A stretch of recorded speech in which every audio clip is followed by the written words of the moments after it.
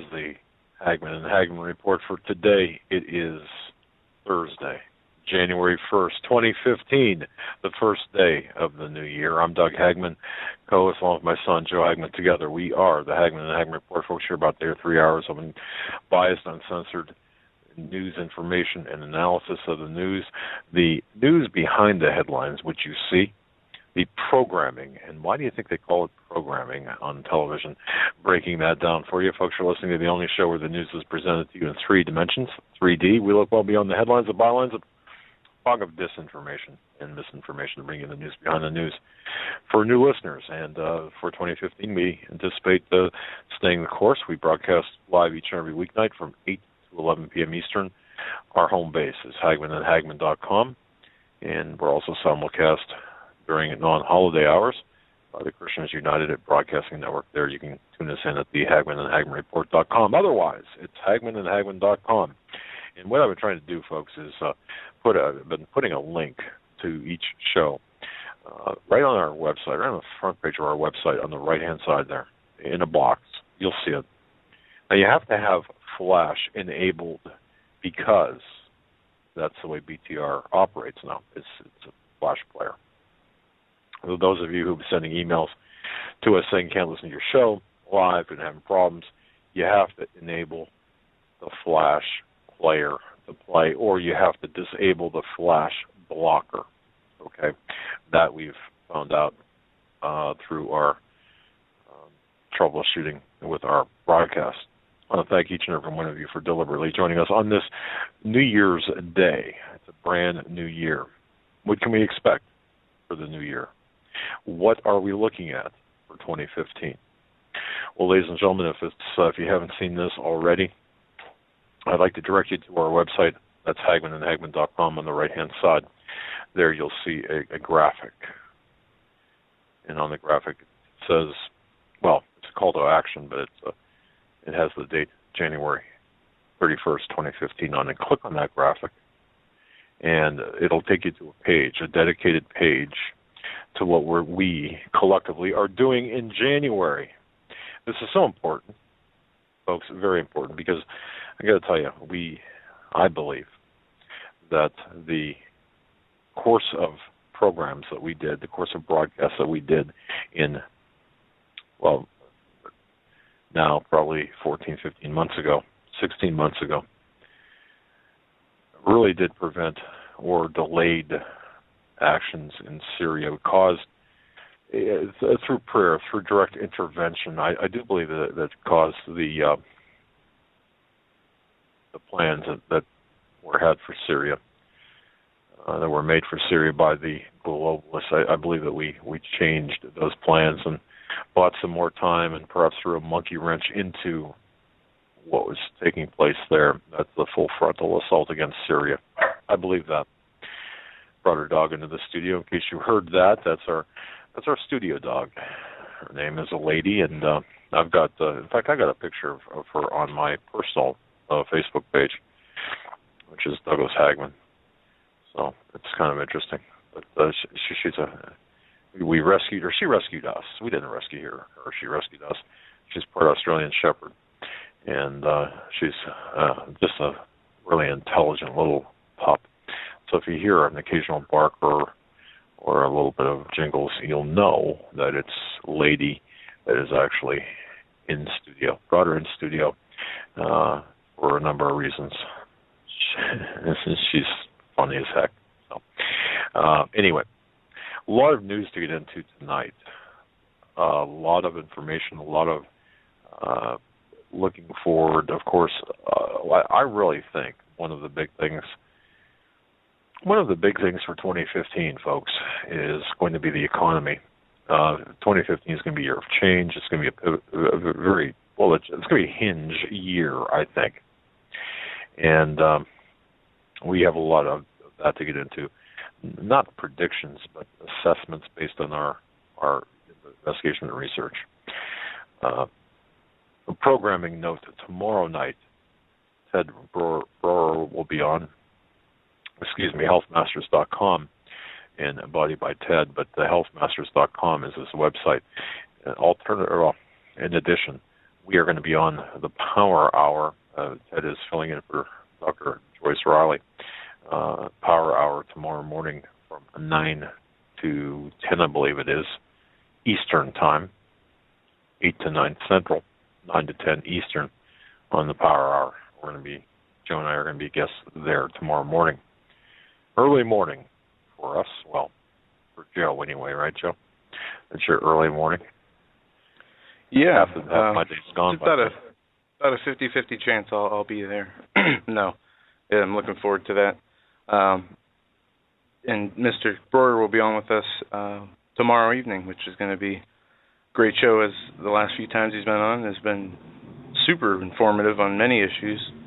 Specifically, his website's healthmasters.com, and he talks a lot about the issues that are plaguing our society as far as the manipulation of our health through engineering or manipulation of the crops, the air, are from the creation.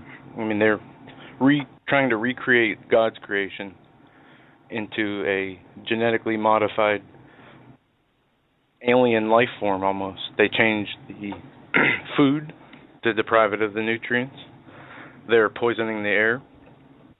And I don't know if you saw this, but there is a article out from Reuters about biological bad luck blamed for 2/3 of cancer cases.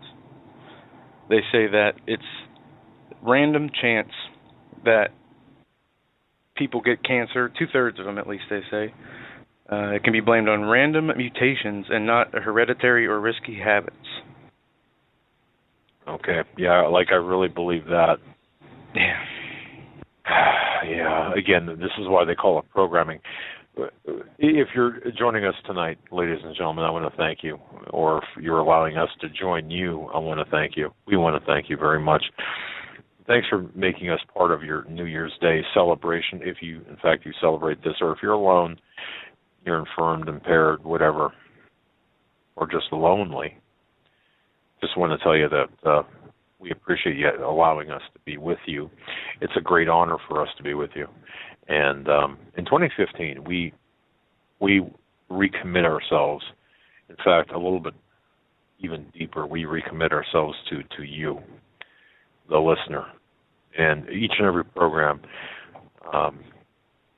we will guarantee you it will be our number one priority to give you more information, better information than going out of the program and coming into the program. In other words, we'll leave you with more than what you came in with, and that's our promise to you. I didn't see that, but Joe, it's crazy. But I just want to take, before we get into a lot of things here, take a moment, and if on the internet there is a website. It's the Imperial Collapse Playbook. Well, it's the Club Orlov blog. If you haven't seen it, the Imperial Collapse Playbook. And folks, I'm one to have. I like to look at the big picture of things. I like to have the big picture laid out before me on what's taking place in the world at large, because what I see is a jigsaw puzzle. Well, this blog spot, this Club Orlov, lays it out in this way. The post is titled, it's published, The Imperial Collapse Playbook, and this writer, Dmitry Orlov, writes that the largest development of 2014, last year, very broadly, is this. The Anglo-imperialists, I'm not referring to America here necessarily, I'm talking about this cadre of cabal, I should say, of globalists. The Anglo-imperialists are finally being forced out of Eurasia. How can we tell? Well, here's the big picture, the biggest picture I could find. Defining the terms first. Anglo-imperialists The author means a combination of Britain and the United States. And if I can just add in this here, my own personal thing, I would add in not the Americans or the British, not the people at large, and not even some of the people in the government, but this cabal of criminal globalists that are running and have captured Britain and the United States. So, the author writes, by Anglo-imperialists, he means the combination of Britain and the United States. The latter, meaning the United States, took over for the former as it failed, turning it into a protectorate. Now the latter is failing too, and there are no new up-and-coming Anglo-imperialists to take over for it. But throughout this process, their common playbook had remained the same: pseudo-liberal, pseudo-capitalism for the insiders, and military domination, and economic exploitation for everyone else. So if you're not part of the pseudo-capitalistic or the captured capitalistic, fascist capitalistic society, which is meaning the elite of the elite, and if you're not part of the liberal, pseudo-liberal elite of the elite, or the military-industrial complex, you are being exploited. That's my take on this. Now, much more specifically, he writes, their playbook always called for a certain stratagem to be executed whenever their plans to dominate and exploit any given country finally fail. On their way out, and this is important, on their way out, they do what they can to compromise and weaken the entity they leave behind by inflicting a permanently oozing and festering political wound. Quote, poison all the wells, end quote, is the last thing on their pre-departure checklist. Now, think about that. When the British got tossed out of their American colonies, they did all they could using a combination of import preferences and British, quote, soft power, end quote, to bolster the plantation economy of the American South, helping set it up as a sort of anti-United States, and the eventual result of that was what? The Civil War. That's right. When the British got tossed out of Ireland, they set up Belfast as sort of an anti-Ireland. We saw what happened there. Belfast, Northern Ireland, the Irish. We saw this. Now, when the British got tossed out of the Middle East, they set up the State of Israel. And then the U.S. made it into its own protectorate. And it has been poisoning regional politics ever since. Now, you've got to understand that before we get emails here saying, well, you're dissing Israel, you've got to understand the difference between the Zionist, political Zionism, and the Jews, the settlement of the Jews, okay, and the God-given land to the Jews. You've got to understand the difference between the politics and the covenant, please. If you're not at that level of intellectual discourse, then do so before you just fire off an email saying, well, you're dissing Israel. No, we stand behind Israel. We stand behind the covenant made by God to the chosen ones. Does that make sense? I think it does. Okay. And when we can look back in history, when the British got tossed out of India, they set up Pakistan as sort of an anti-India. And that caused a nasty hot war, followed by this frozen conflict over Kashmir. Now, when the U.S. lost China to the communists, they evacuated the nationalists to Taiwan and set it up as sort of an anti-China, and even gave it China's a seat at the United Nations. So the goal has always been the same. If they can't have the run of the place, they make sure that nobody else can either. And how they do it is they set up a conflict scenario that nobody there can ever hope to resolve. So if you see this cabal of Anglo-imperialists going out of their way to spending a lot of money to poison the political well somewhere in the world, you can be sure they are on their way out, because they just don't spend lots of money to set up these intractable problems for themselves to solve. It's always done for the benefit of others. Now, if you fast forward to 2014, and I'm going to turn it back over to show here momentarily. But if you fast forward to 2014, what we saw was the Anglo-imperialistic attempt to set up Ukraine as sort of an anti-Russia. Now, I've gotten a lot of emails from people about Ukraine saying that I've been extolling the virtues of Putin. No. Again, people are getting using emotional responses to intellectual discussions here. You've got to look at this as a larger playbook for what's going on. Dave saying is in the Ukraine. Dave, I'm speaking directly to you. If you are in the Ukraine or in Ukraine, well, your emails, all 12 of them or whatever, your mass emailing campaign with your one-liners, throw a little bit more intellectual discourse into those, and I'll respond back to you. But having said that, if you look what's going on in Ukraine, being set up as sort of an anti-Russia, they took a Slavic, mostly Russian-speaking country and spent billions of dollars corrupting its politics, really causing the Ukrainians to hate the Russians. Now, for some time, the average Ukrainian could really get by or could earn a month's salary simply by turning up for an anti-Russian demonstration in Kiev. And it was said nobody in Ukraine goes to protest free of charge. It's all paid for by the U.S. State Department and associated American NGOs. Now think about that. For a good while, folks, average Ukrainian could earn a month's salary simply by turning up for an anti-Russian demonstration in Kiev. And it was said that nobody in Ukraine goes to protest free of charge. It's all paid for by the U.S. State Department and associated American NGOs.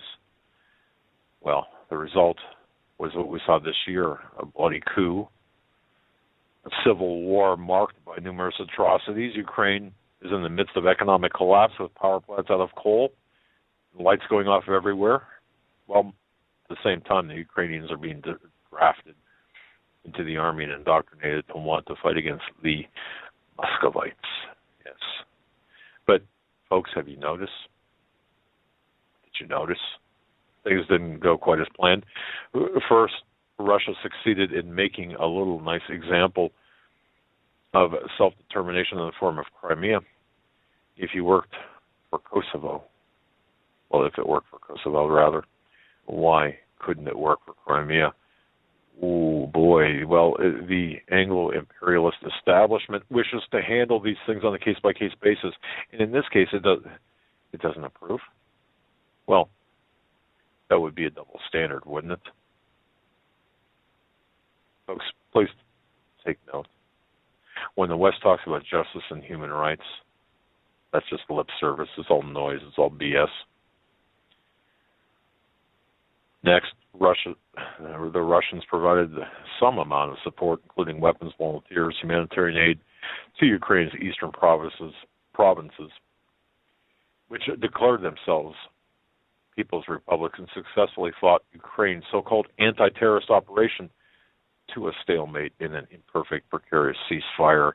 And it's significant to note, very significantly, Russia absolutely refused to get involved militarily, withheld official recognition of these republics, has refused to consider breaking up Ukraine, and continues to insist on national dialogue and a peace process, even as the bullets whiz by. According to Putin, Ukraine must be maintained as a contiguous political space.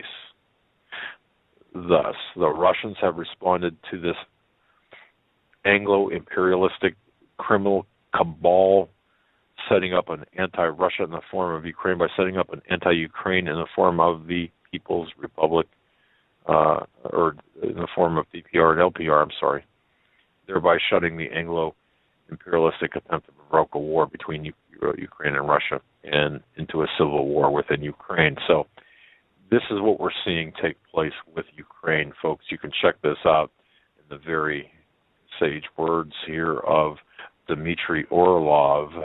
That's Club Orlov. It's Club ORLOV.blogspot.com, and it makes a very good point also is reprinted on Zero Hedge, I believe, and other locations. But in closing here, what's the big picture that this individual sees heading into 2015, which I'm sure he writes will be a most tumultuous year? Well, he writes not to make a prediction as to timing, but 2015 could be the year of the Anglo-imperialistic franchise, when the Anglo-imperialist franchise begins to shut down in obvious ways. We know it's going to have to shut down eventually, because failing all the time is not conducive to its survival. The bonus question is, what sort of anti-America will these parasites set up inside America before they abandon their host and scatter to their fortified compounds in undisclosed locations around the world? Or will they not even bother and just provoke a war against all? Is that what it could be? Well, he writes, I would think that they would not, or they would at least try to leverage their expensively engineered red-blue divide within the U.S., this fake cultural political divide with all the pseudo-liberal, pseudo-conservative indoctrination and university church-based brainwashing that put in place. They cost them a lot of money. It was engineered to produce the appearance of choice at election time while making sure that there was none. And isn't that true? It could not be pressed into service in some more extreme manner, perhaps? How about leveraging it to organize some sort of rabidly homophobic, racist, fundamentalist, separatist enclave somewhere down south? Well, I would say this. Morality or immorality is the basis of the destruction of the fabric of a country, and with that, this is where I would part company here. Homophobic, racist, fundamentalist, separatist enclave. Come on. There's nothing homophobic about not agreeing to the immorality of homosexuality, same-sex marriage. There's nothing homophobic about that. It's biblical. It's moral not to agree with that. But it's also evident in the exploitation of the same to separate us upon those lines, create conflict upon those lines, just as it is along with the racism. We're not saying that. Of course we are. They want to. The globalists want to create chaos on all sides. So what Joe and I are going to be delivering to you tonight is kind of the basis of the chaos that we see coming in 2015, where it's going to all take us. And as Pastor Langford had stated to me, 2015, or this change that 2015 will bring, is going to bring change indeed. We're going to be going into 2015 with this thought, hope, and promise. But coming out, it's going to be a whole different ballgame. You see, we're being set up, folks. We are being set up in a big way. Yeah, and you mentioned Ukraine. I gave you a brief rundown of this Oliver Stone comments that he made talking about where the origins of the violence started. Oliver Stone has harsh words for the CIA Ukraine's policy. It says the Savage's director wrote on Facebook Tuesday that the CIA contributed to the ouster of former president of Ukraine, and he goes on to say that the CIA has left their fingerprints in many of the atrocities and uprisings and violence that we have seen in Ukraine. Specifically, he believes the CIA contributed to violence at a February protest in Ukraine that left more than 100 dead. It seems clear that the so-called shooters who killed 14 policemen, wounded 85, and killed 45 civilians were outside third-party agitators. Many witnesses and police officials believe these foreign elements were introduced by pro-Western factions with CIA fingerprints on it. Oliver Stone continues. A dirty story through and through, but the tragic aftermath of this coup, the West has maintained the dominant narrative of Russia in Crimea, whereas the true narrative is the USA in Ukraine. The truth is not being aired in the Western world in the media. He closes with, and he talks about how they're doing this in order to try to dictate and move Putin where they want him into committing actions or policies that are pro-U.S. or would be pro-U.S. All right. Well, let me just interject a news bulletin here. Do we have a news bulletin? Beep, beep, beep, beep, beep, beep. No, we don't. Mario Cuomo, dead at age 82.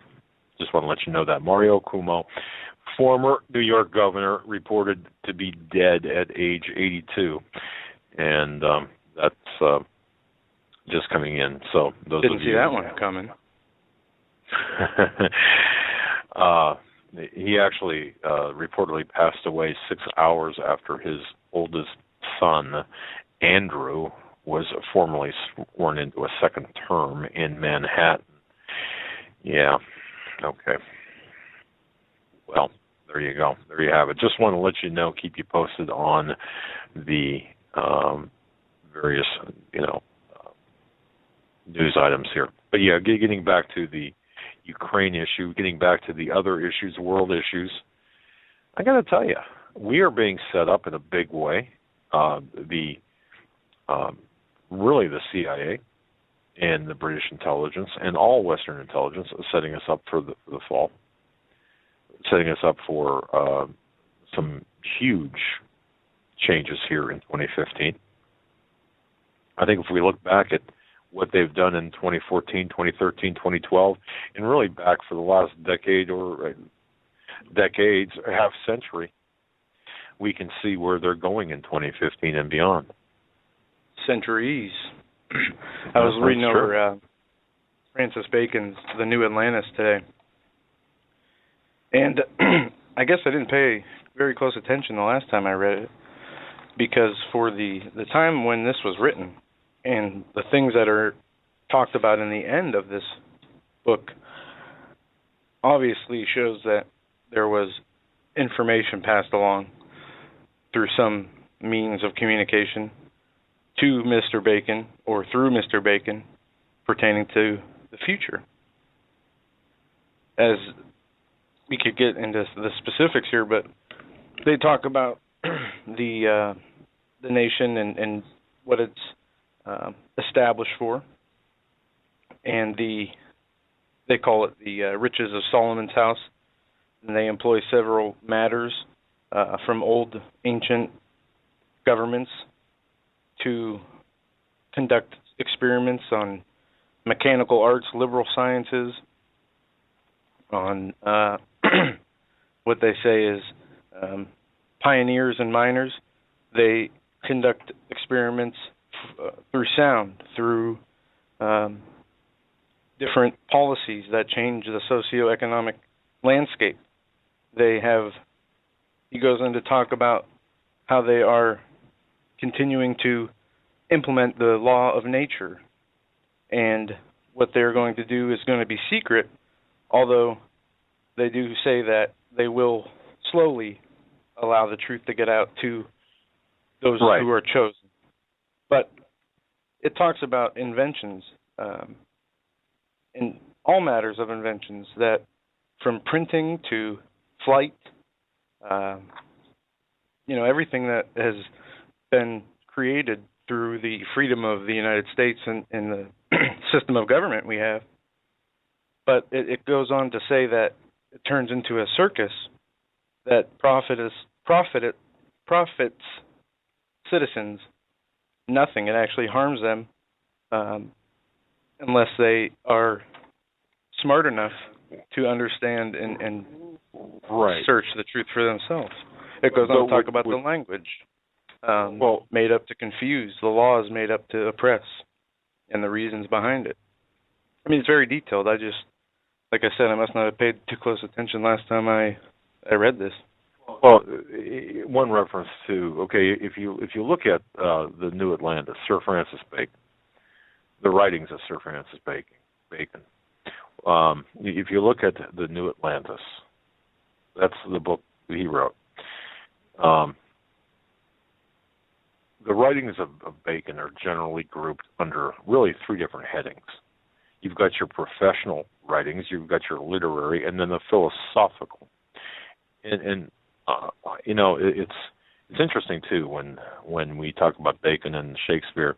I do see some similarities to the extent where it's possible that Bacon could have penned some of Shakespeare's plays, but yeah, I mean, that aside, it gets into he even talks about the manipulation of our observable or physical world through the manipulation of lights and sounds, reflections, and basically what it spells out here is, TV. It talks about how we will have machines that fly and create the ability to expand the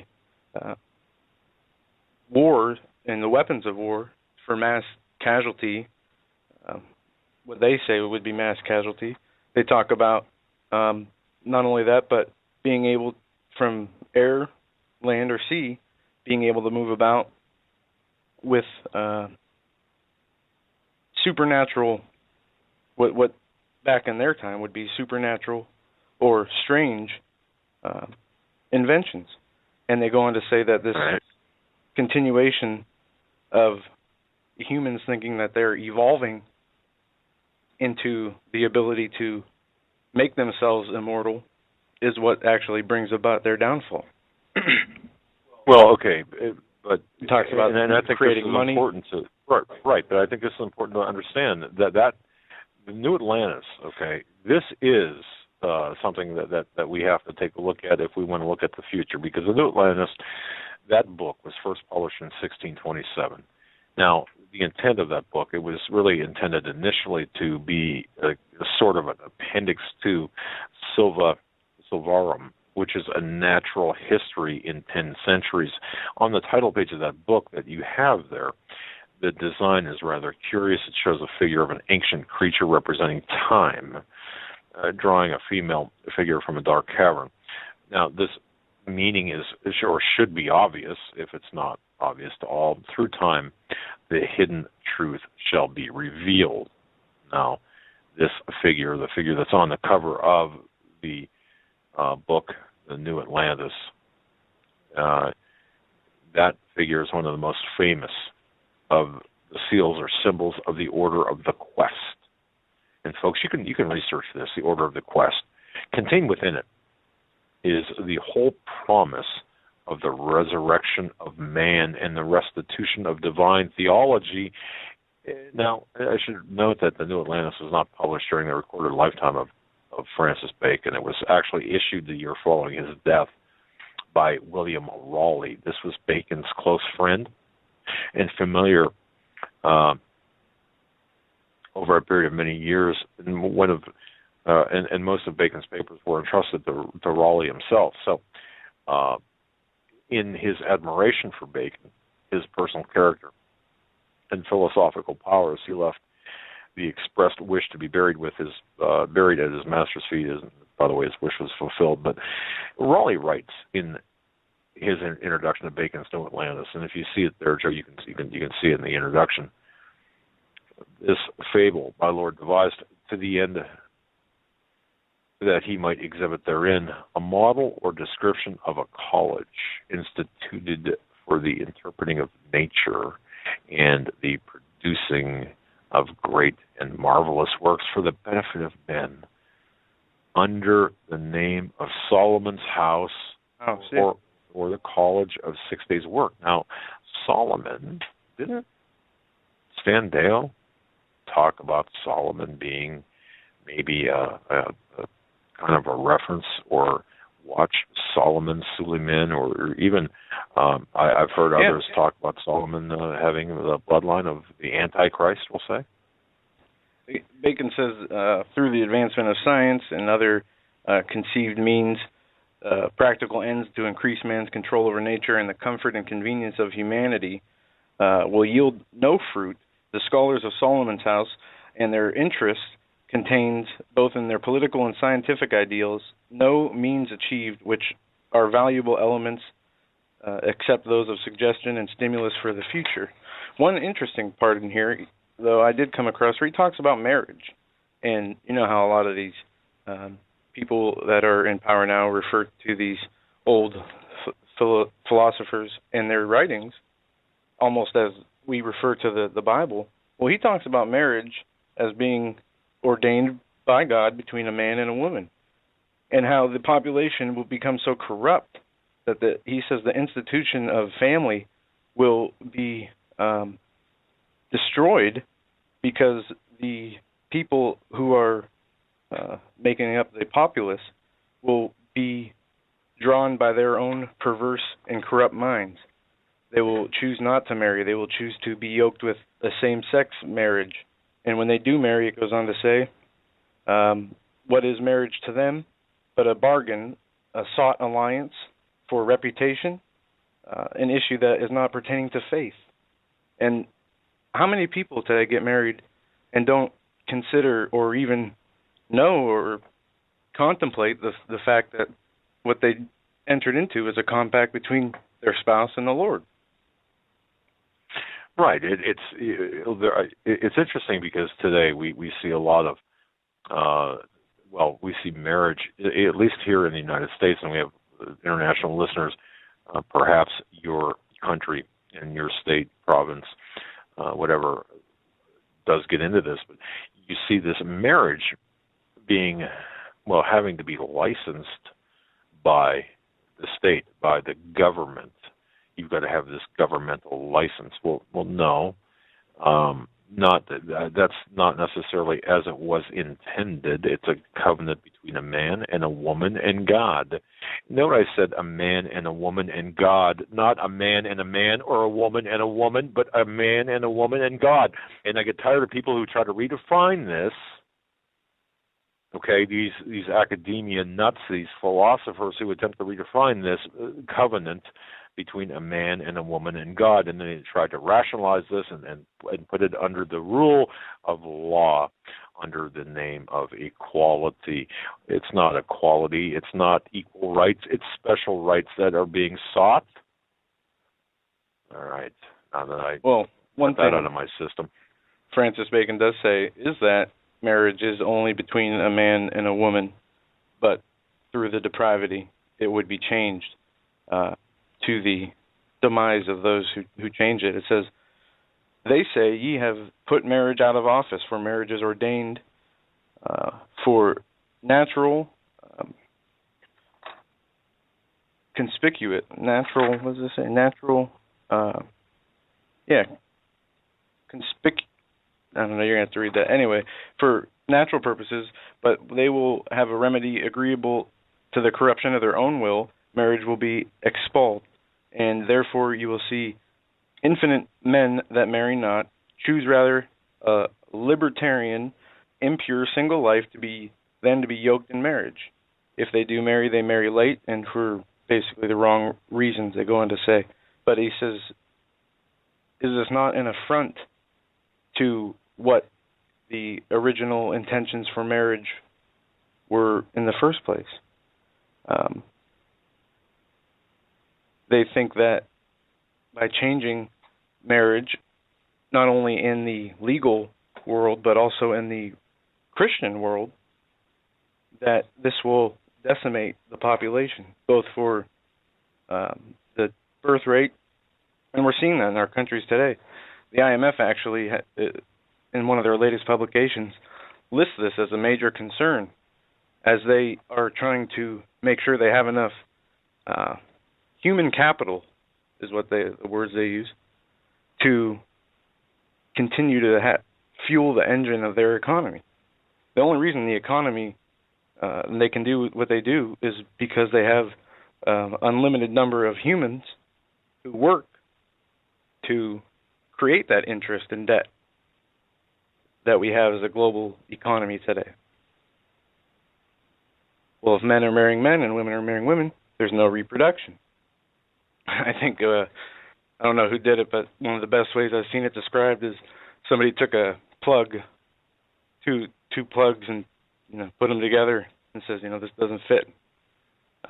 And that's what, a male plug and a male plug and a female plug and a female plug. I mean, come on. It only satisfies physical lusts, which shouldn't be there in the first place. At least not in the sense of divining marriage. Of course, it's just not the. There's love and there's lust, and of course that philosophical divide we're not going to get into. But certainly, the writings of Sir Francis Bacon are interesting, and we see it too referenced in the book in many books by Thomas Horn, but specifically in the book Napoleon Rising 2012 by Thomas Horn. And we see too this. Folks, if you haven't read that book, we can see that Sir Francis Bacon talks about the New Atlantis, and of course New Atlantis being American, of course how America is being set up, and how the Illuminists are pushing toward this one world order, and how all things are being revealed, and we can take a look at the larger picture here. One last quote. Really taking place.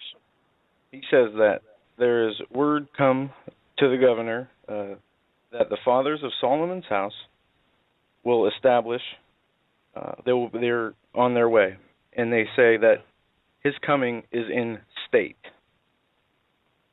meaning government, and the cause of his coming is secret. The sentence or the paragraph ends with. So when I read that, it's saying that the ancient systems of government and oppression, ancient Babylon and Babel to Rome, it's coming again in the form of a government or in the form of a state. Not a person, not one leader, not a king, a dictator, but in a form of government. Well, in reading, in preparation for this show and in preparation for 2015, in looking at all of the documentation that we have at our fingertips right now, folks, you've got the same documentation, you can do the same research. There's a question that we've got to ask, and as we get later in the flow, in the time flow toward the end of days, you have to ask yourself, what's the position of America? Was the United States designed to generate or affect the generation or facilitate the role of the Antichrist or the ultimate global leader? And I believe personally and professionally, at least based on my research and talking with others, I believe that the Antichrist will come out of the city of London, the royal family, in that vein. And I also would take a look at the Merovingian bloodlines, and I would also say this, that the deception will be, at least in my view, will be an alien deception, and I think we're getting set up for that. But what about the United States? If you go back to January 4th of 2007, now 8 years ago, almost to the day, when Nancy Pelosi assumed her role as Speaker of the House at the opening of the 110th Congress, she followed the very pattern set by George W. Bush and his father, infusing a very loaded statement concerning the Founding Fathers, saying that they were so confident in the America they were advancing, they put on the seal, the Great Seal of the United States, Novus Ordo Seclorum, a new order for the centuries. It's amazing she would say that. Pelosi, she didn't go into detail when she said that, almost 8 years ago to the day. She didn't go into detail as to why she considered the phrase Novus Ordo Seclorum important dialectic during the momentous changeover of the control of Congress on that day, nor did she add why this expression exist beneath the unfinished pyramid. Just take a dollar bill out of your pocket, folks, and look at the all-seeing eye, the eye of Horus, the eye of Osiris, the eye of Apollo, and the Great Seal of the U.S. 20 I can borrow? Sure. Yeah. Wait, here's a 1. But the illusion, at least Pelosi's illusion at that time to it, was not coincidental. The origins of the motto and the importance behind the increase in references to this cryptic passage, folks, by government insiders in recent years, I believe, is going to become evident in 2015, this year. You know, we talk about different groups and Masons and others, but low-level Masons, they're intentionally kept in the dark by their superiors. Remember, note the different levels of Masonry. First, second, third, up to the 33rd level, and so on. It's interesting because the lower level Masons kind of complain. They say, "Wait a minute, there's what's going on above me?"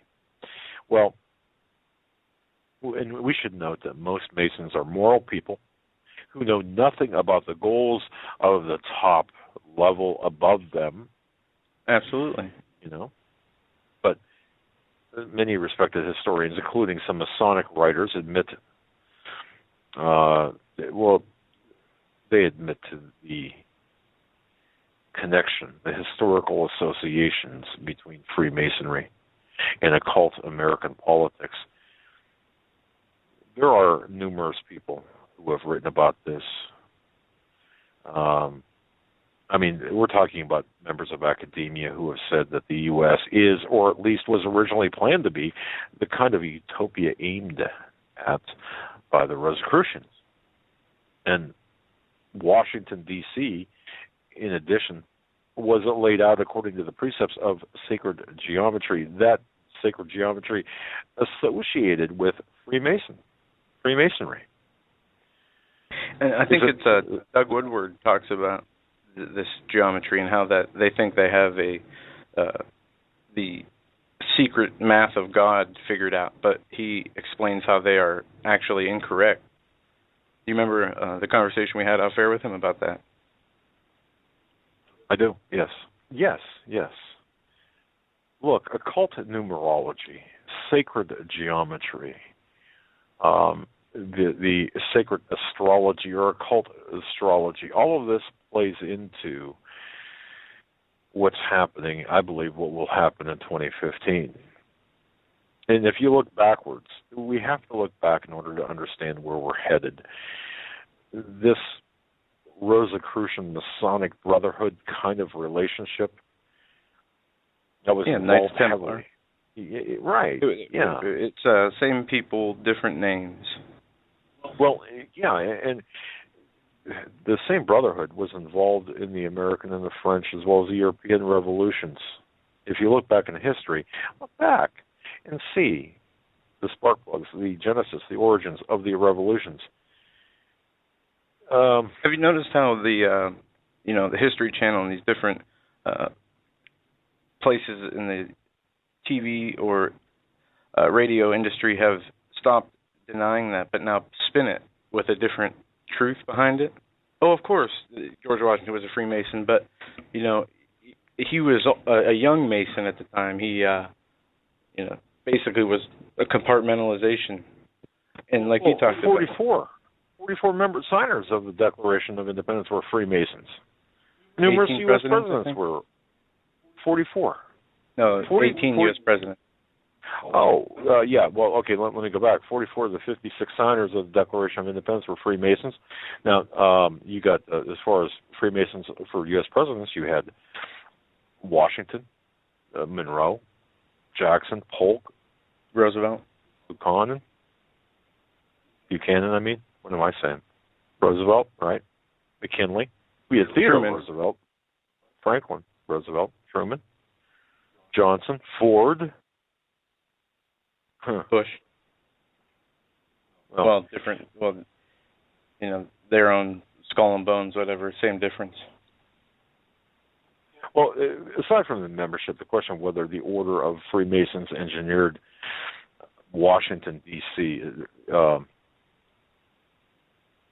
in Washington, D.C., did they engineer it according to at least this some sort of grand design? Oh, yeah, a pre-planned capital is a simple term to start with there. Formerly Alexandria, Virginia, now known as Washington, D.C., formerly the District of Columbia, is a 10 mile, 100 square miles piece of land separate from the state of Maryland and the United States of America. It's a corporation. Yeah, correct. And the reason we're touching on this again is you look back to look forward and to see how 2015, how Washington and the Freemasons, the Illuminati, the different secret societies are going to play into the role into 2015 as the program unfolds. We're going to get into events that will lay this out, but the secret architecture of our nation's capital, the Masons and the building of Washington, D.C., that's a book. It argues effectively, folks, that the city's layout intentionally incorporated the esoteric belief system of Freemasonry. And it was, especially as it involved astrologically aligning the Capitol building with the constellation Virgo, which, by the way, is, you ready for this? Isis, the goddess Isis. Because in 1793, folks, when George Washington sanctioned the laying of the Capitol building's cornerstone, he did so wearing a Masonic apron emblazoned with the Brotherhood's symbols. So, well, for occult expert Manly P. Hall, this made perfect sense. When when Francis Bacon, talk about trying to hurry through some show notes here. When here we go again. Francis Bacon. You say it. Francis Bacon. Okay, we're gonna have a language course after this show. Francis Bacon. Thank you. The New Atlantis. Okay. When Bacon's vision of the New Atlantis, or was it? I should ask. Was it a prophetic dream of the great civilization, which was so soon to rise upon the soil of the New World? He asked, and by the way, the sacred teachings of all ages. It cannot, and I'm quoting from that same work, it cannot be doubted that the secret societies conspired to establish such upon the American continent. So, again, I go back to the question, was the United States initially planned as a facilitator of the end of days, that being the uplifting of this Antichrist spirit? Well, Manly P. Hall continued in his works and his belief that historical incidents in the early development of our country, the United States, clearly bore the influence of Freemasonry, that secret body, which has so long guided the destinies of people and religions. So, we're looking at something a little bit deep here. They knew what they were doing. I mean, I have this book from, it has to be the 1800s. It's the Life of Washington. And some of the quotes in here, I mean, they knew, they had to know what they were doing. He talks about issuing paper currencies in the later times of the country, and in doing so, they would be able to stir the merchants for that would set the whole country into flames. Bingo. See, 2015, I believe, will be the start, if not the, I think we've already seen the start, but will 2015 be the time period when the capitalistic system or the pseudo-capitalistic system will be brought down, be brought down in flames? And I do believe that to be the case. It's going to be the imperial collapse. They say that this is that as much as the sentiment of the settlers here in America wanted a organic, different system of government than was before, that they actually adopted the old order of things and it is a system of commercial monopoly. And they do this and have done this, as you said, from about Washington, D.C. We were talking about this. The Organic Act of 1801 organized D.C. and placed it as a federal territory. And what that did was Congress took a proposal for the territory. All members of Congress said because the district's residents said that they're unacceptable, or the what they call the yeomanry. It's the slave labor term, but they say that what they're going to do without the consent of the legislators is make this a federal territory, and they are no longer the Congress citizens or subject to the laws of the nation under their own setting it up. I mean, right after the signing of the Declaration of Independence and the establishment of the Republic, it was disannulled and changed to a different system, into a corporation. Well, exactly. And if you take a few steps back and you look at the entire picture, you can see that the founding of America, at least in my view, based on the bigger picture, America was founded as a fulfillment of Francis Bacon's Rosicrucian New Atlantis. Well, what does that portend for us today? And I think it says a lot. You can seek on the internet various source material, some of which include Secret Mysteries of America's Beginnings, The New Atlantis, Riddles in the Stone, The Secret Architecture of D.C., Eye of the Phoenix, Secrets of the Dollar Bill. There's a filmmaker, Christian Pinto, who wrote the preface to Apollyon Rising 2012. It's interesting. He also provided a street map of D.C., and looking at the street map, it's the involvement by Freemasons in the development of early America, and especially the creation, the symbolic layout of Washington as a capital for this new Atlantis. Again, I think that we're going to see 2015 as the exposing of what was really meant behind this. It's been so well documented over the last couple of decades that even Masons themselves, and have you noticed this? They've ceased denying the affiliation between Freemasonry and the architecture of D.C. And you can even take tours in D.C. right now. There are services devoted to this Masonic history, and they'll take you to different landmarks to illustrate the connection between Masonry and Washington D.C. I don't know whether you know that. I mean, you could pay a fee, and a guide will take you to various locations, such as the George Washington Masonic National Memorial, or the House of the Temple, which, by the way, is the headquarters of the building of the Scottish Rite of Freemasonry. That was designed in 1911. Do you note also the connection between Masons and the numerological value 9/11, especially in 1911, 9/11? Well, there is.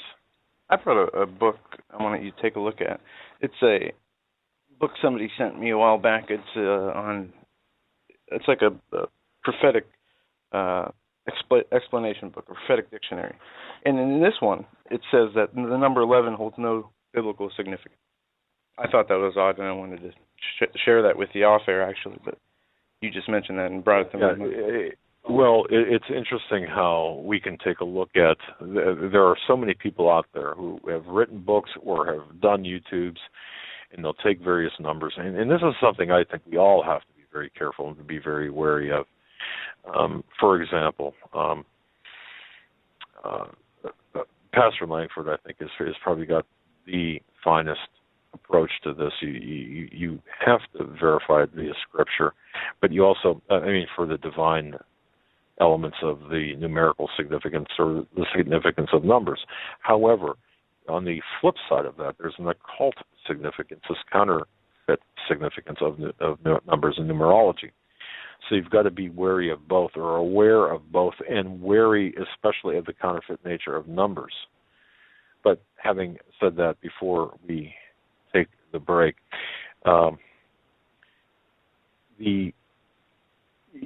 just take a look at this. Just take a look at the layout of DC, and I know that you know that we've covered this before, that other guests have covered this before, but I want to really reinforce this. You know, even while today, modern Masons, they may openly admit to involvement of their ancestors toward establishing the foundation for this utopian New World Order set in Washington, D.C. Yeah, their ancient order, right. Their ancient fathers' aspirations and agenda is what they claim that they are carrying out and fulfilling. Well, read the scriptures and read what it says about the ancients and the plans they devised and where those plans come from. Exactly, but the point I was trying to make here is you get a lot of denial, or you get a lot of acknowledgments about the establishment of Washington and the creation, the layout, but the denial now is so vigorous against what researchers. There's a researcher, David Bay. He wrote about the creation of DC. He calls that the layout this electric type grid that pulsates with luciferic powers 24 hours a day, 7 days a week. They acknowledge the creation, that is the Masonic rites. You know, the top level Masons will say, okay, yeah, that's fine. You can see that we took part of the creation of DC. However, when you get deeper research, like researchers David Bay, for example, he says, wait a minute, there's more to this. And what we have here is this electric type grid that pulsates with luciferic powers 24/7. They say no. Now, notwithstanding this denial, the government's own records explain otherwise. They state the capital city was the design was shepherded by those who wanted it to reflect the dedication to pagan gods. I'm sorry if that upsets the paradigm of some people listening to this, but that's the way it is. On the Spaceman you were playing, he said something that I had to go look up myself. He talked about Babylon and the Liberty Doctrine, and how I think it was Ishtar being the representative or the founder of many different types of social agendas we see. They say immigration and welfare, but they also talk about it as this liberty doctrine stemming back to Babylon and false religious systems, and how they are continuing to oppress the weak and subjugate the people that don't understand and don't take the time or aren't awakened to the scriptures and also the systems of government from the first government, one world government, that Nimrod established to what we see today.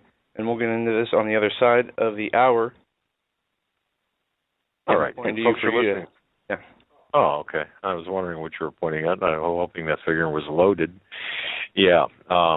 Point that at me. It better be loaded.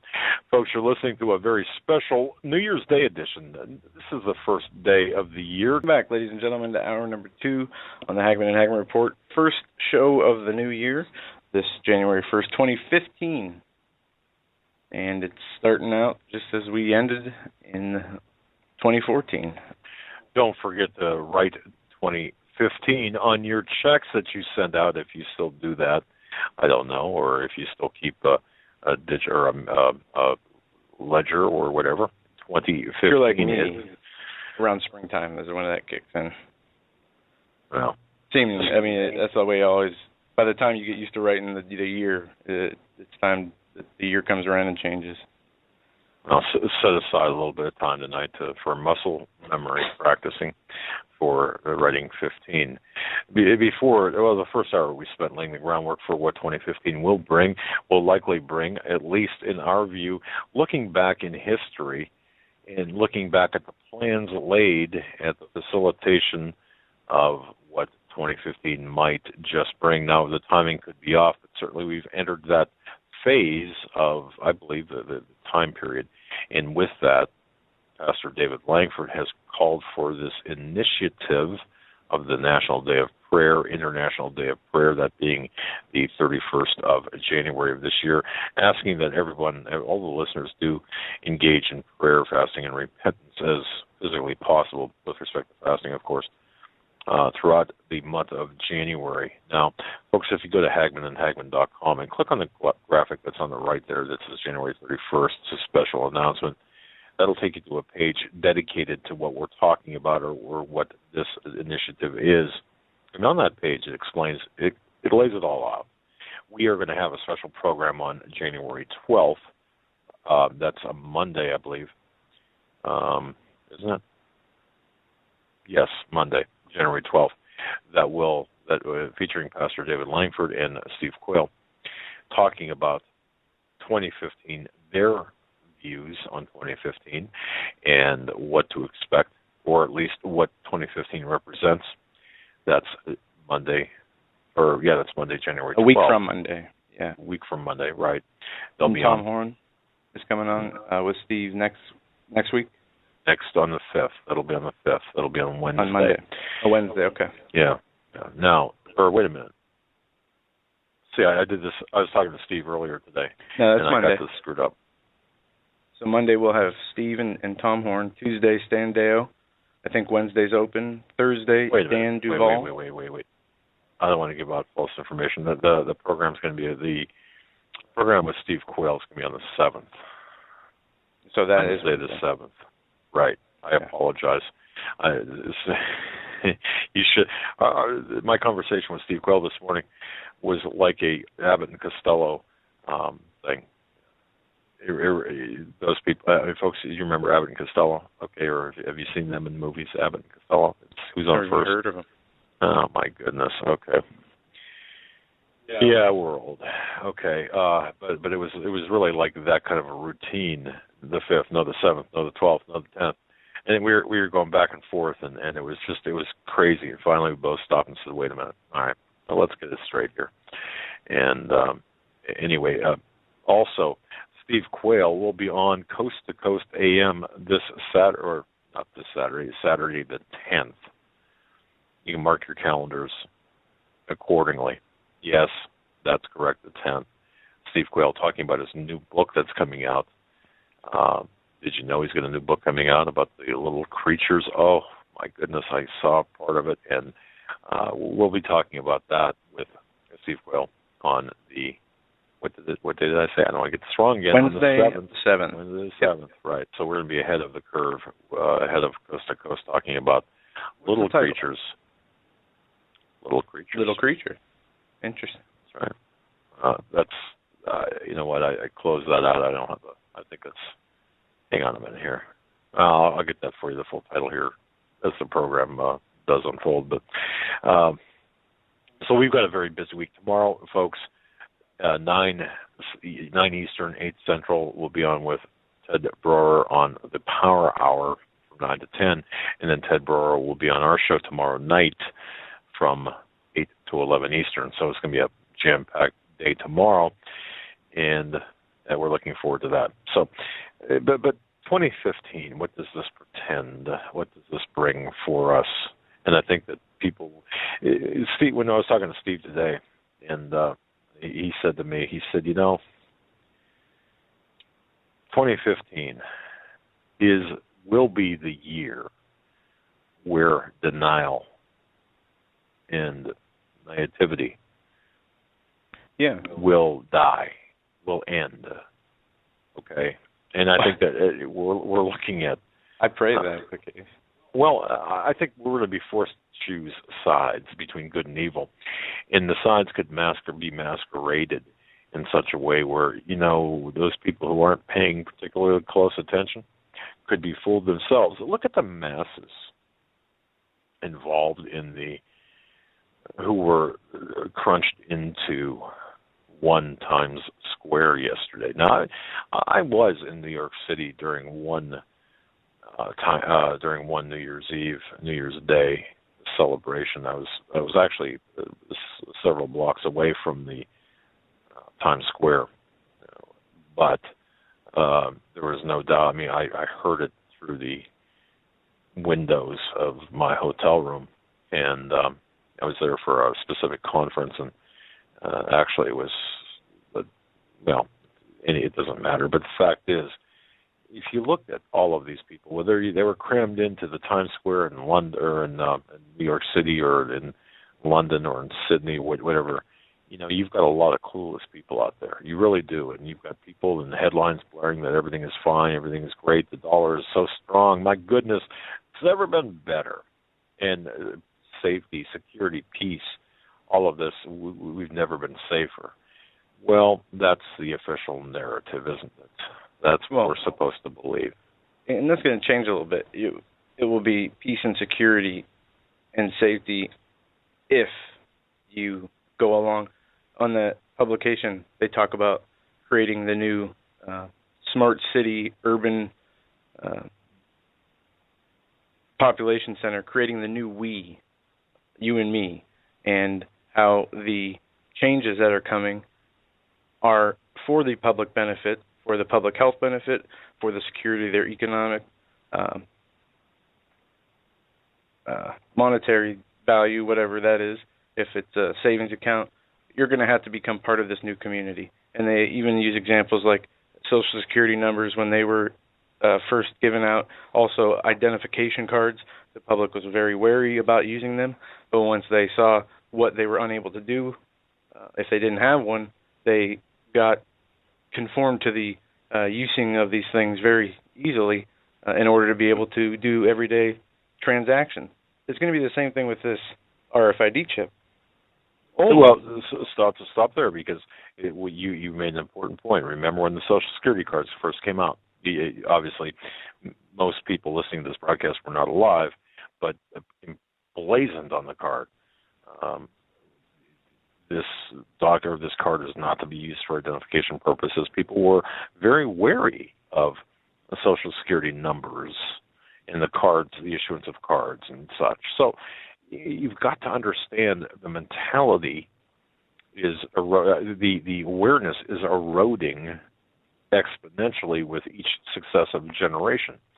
And that's why we're looking back in time and talking about, because look, if you go back when the Capitol building, for example, was built, if you look at the cornerstone of the U.S. Capitol building, when that was laid, it was done through a Masonic ritual meant to procure approval of the pagan gods. There's recorded in 2 bronze panels on the Senate doors of the Capitol. Washington is seen standing in front of a Mason who holds 2 versions of the Masonic square while he himself uses a Masonic trowel on the cornerstone. You can see it yourself. Now, it is this apron Washington so famously wore that day that bears specific Masonic symbolism. Okay? Designed to please these invisible entities, if you will, who watched over this event. And these invisible entities were present at the cornerstone ceremonies, undoubtedly, according to some occultists, but they were made visible in the apron symbolism. But in the laying of the cornerstone and that ritual is specifically to the Freemason practice. It is a Freemason practice. They lay the cornerstone, and what they do is the Freemasons walked from Georgetown to George Washington's place. He walked with them back to the Capitol, where the White House laid the cornerstone, and then they went out and had a celebration. Correct. And if you look at the if you look at the apron symbolism, the radiant eye represented the radiant eye represented the invisible presence of the great architect, the high spiritual being who had been invited by prayer and by ritual to oversee this ceremony. The radiant eye was the sun eye, or the sun god, or the spiritual sun god, Horus, Osiris, Apollo, depending on. Yeah, and he wasn't invited. This is his domain. This is his power. He is the power of this world, the prince of the power of the air, only in the way the Lord allows him to be. And as Albert Pike's book is dedicated to Lucifer, the light bearer, strange and mysterious name given to the spirit of darkness, Lucifer, the son of the morning, it is he who bears the light, and with the splendors intolerable blinds the feeble, sensual, or selfish souls. Doubt it not. Well, right. And if you look back at the ceremonies leading up to today, but going back in time and superimposing that through today, the acknowledgement, just a mere acknowledgement to such pagan gods, Horus, Osiris, Apollo, whatever, through the use of images and symbols by Masons, it's extremely interesting, given their avowed consecration of the Bible, is it not? I'm asking the listeners. Isn't it interesting? Isn't it twisted that these pagan gods are acknowledged through these symbols and images? Well, especially given their avowed consecration of the Bible, which clearly, absolutely forbids this type of activity as devotion to demons. Just check Acts 7, verses 41 and 42. That explains that when men serve idols, they are worshiping the host or army of heaven. Psalm 96:5 adds, for all the gods of the nations are idols. Well, it actually gets into the Greek word for demons. Other references conclude that idols of stone or relevant imagery, such as those that permeate Washington, D.C., are Elim, which is empty or nothing or vanity, but those that are behind these images exist. There is the true dynamic of idolatry there, the idolatry of demons. Now, Paul, the Apostle Paul, he confirmed this in 1 Corinthians 10, verse 20, saying that the things which the Gentiles sacrifice, they sacrifice to devils, not to God, and I would not that ye should have fellowship with devils, with demons. Does that not bring all of the references with respect to the programs of Steve Quayle and others that talk about this? And isn't that what we're looking at today, this demonic worship? And from Washington extending to Hollywood and all permeating through all really levels of our government. If those who don't rely solely on the Bible for authority, they often agree powerful non-human energies, including the demonic, including the evil ones, can emanate from symbols, and once released, can take a mind of their own. Isn't this what John Kyle talks about and has talked about, and Steve Quayle talks about? Demons. Did we not, Joe? Did we not discuss the difference between Nephilim, Rephaim, and demons? We did. It's important that we get this right. And there are people out there who will just classify everything as demons or classify everything as Nephilim, when in fact there's distinct definitions and differences of distinction.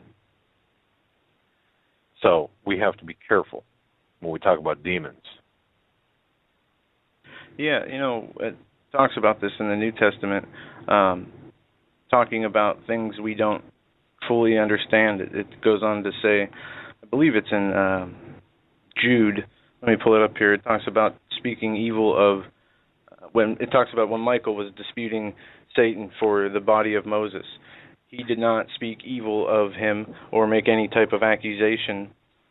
It goes on to say in Jude, yet Michael, the archangel, when contending with the devil, he disputed about the body of Moses, did not bring against him a railing accusation, but said, the Lord rebuke thee. But these speak evil of those things which they know not, but what they know naturally as brute beast, and those they corrupt themselves. And in 2 Peter, I believe, it also talks about this, and in Timothy, basically stating that we need to rebuke the evil, rebuke the spirits of evil, the head of evil, but don't slander or don't, like the Lord says, keep your answers to yes or no. Be sure in your, and we fall into this trap so many times with when politicians do dumb things or things that are, contrary to the health and stability of our nation. I constantly find myself, making jokes or saying things that are putting them down, when really that is something we are warned not to do. Well, I think there's condemnation that's required, but it has to be done through the proper means and measures and methods. But look, when we were talking about things, especially in 2015 or for 2015 for the new year, looking back into the creation of D.C. and the creation of our country as a New Atlantis, we began talking about the words of New Atlantis by Sir Francis Bacon. It's interesting that the dedication of the U.S. Capitol building cornerstone in particular, and folks, this is important to understand even today, because the cornerstone of the Capitol was laid. The laying of that cornerstone had to be done precisely at a precise astrological time related to the zodiac constellation Virgo, which is what again, folks? Here's a quiz. Which is what? Isis. Man, that word keeps coming up here again. Well, Jupiter was rising in Scorpio because the cornerstone ceremony, well, it was designed not only to gain the approval of the spiritual beings, but also to ensure that these were that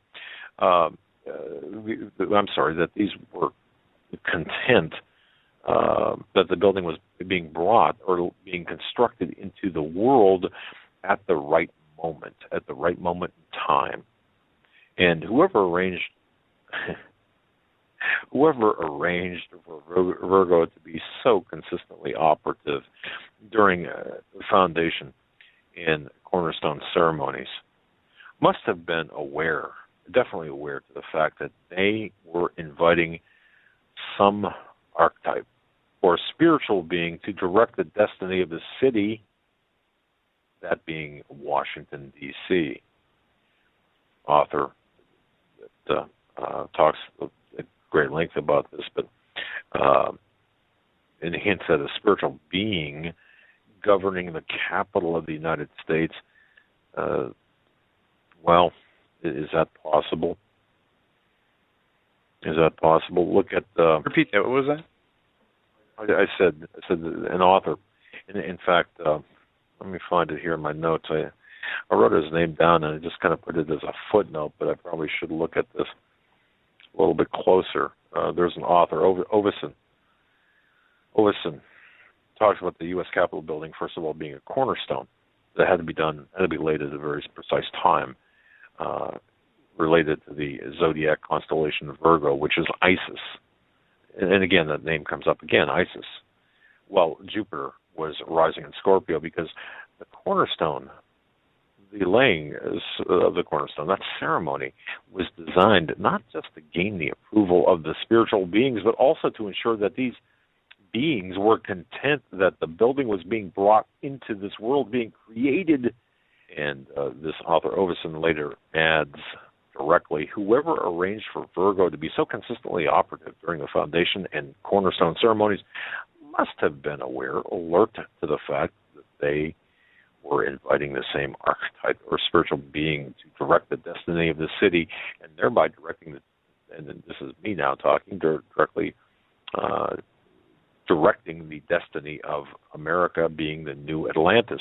And I contend that this is more operative in 2015, given the blood moons at Tetrad, the signs in the heavens, and also the zodiac signs as well, the creation of Isis.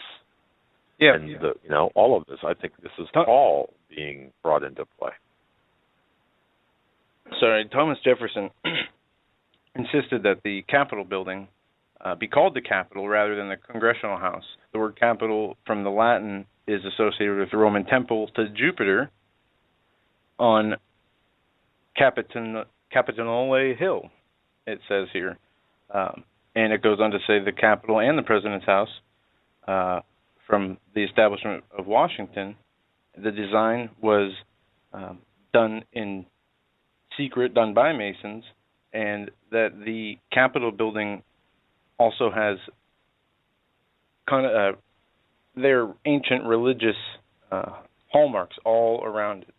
It can be right. I'm looking for the actual quote I read earlier. Well, where it talks about that is actually a temple.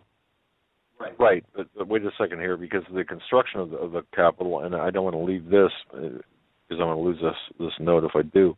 If you look at the alignment of the Capitol building, the Capitol buildings, the series of buildings, and even if you go to the streets in D.C., compared to the constellation I referenced earlier, Virgo, Isis, Joe, and ladies and gentlemen, every August 10th,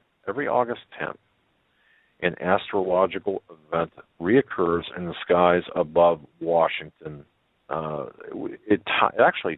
This event on August 10th, every August 10th, ties the city to the pagan goddess Virgo, known in the ancient Egypt as the goddess what?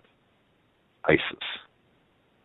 At dusk, because of the way it's laid out, as golden light turns the brick facade, a dusty rose, the shimmering sun floats a few degrees just to the left of Pennsylvania Avenue, and it gradually inches to the right until it sets directly over the famous street. You can't, folks, you cannot make this up.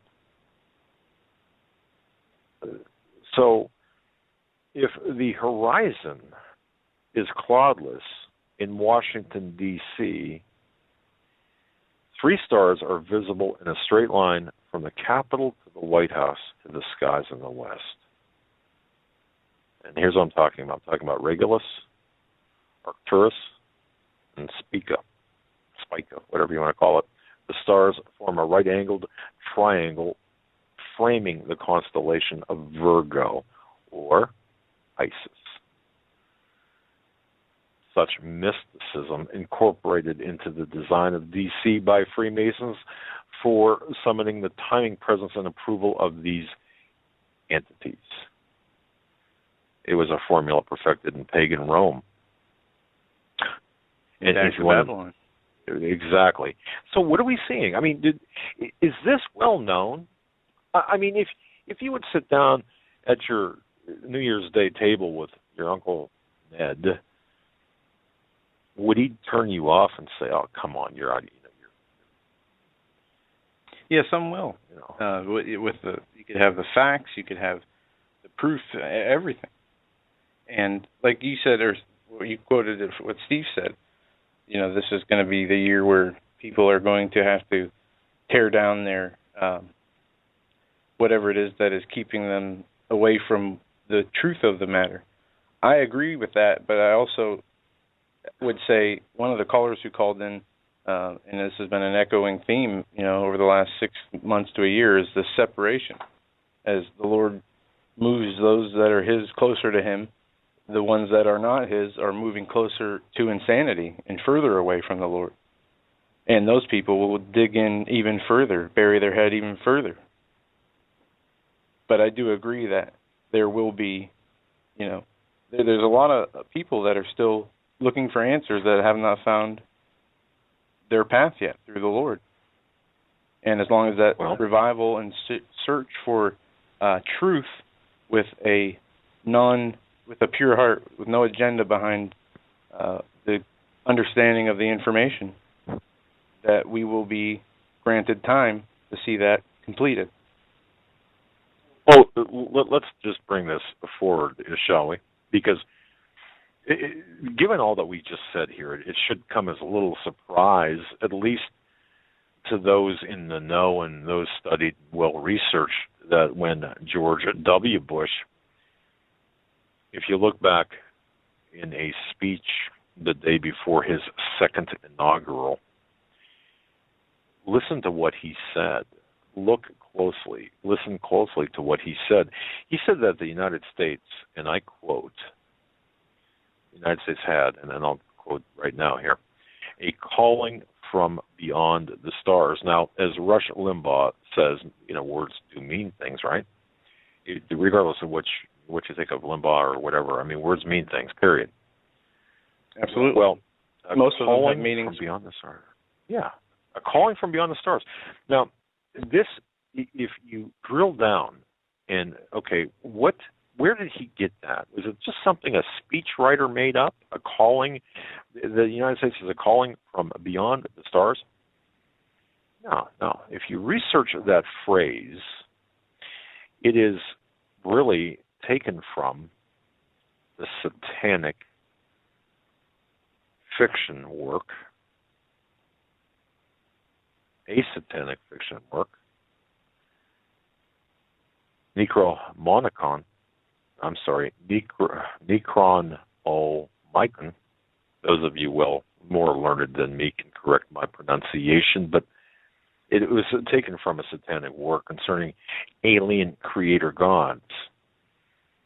And it was a reference, too, that the Capitol building had been intentionally designed in the head, and this will make sense to you now, in the head of a Masonic owl figure, which in turn stands atop the White House, located on the chin of the goat of Mendez, the upside-down pentagram, or Baphomet, clearly visible in D.C., in the D.C.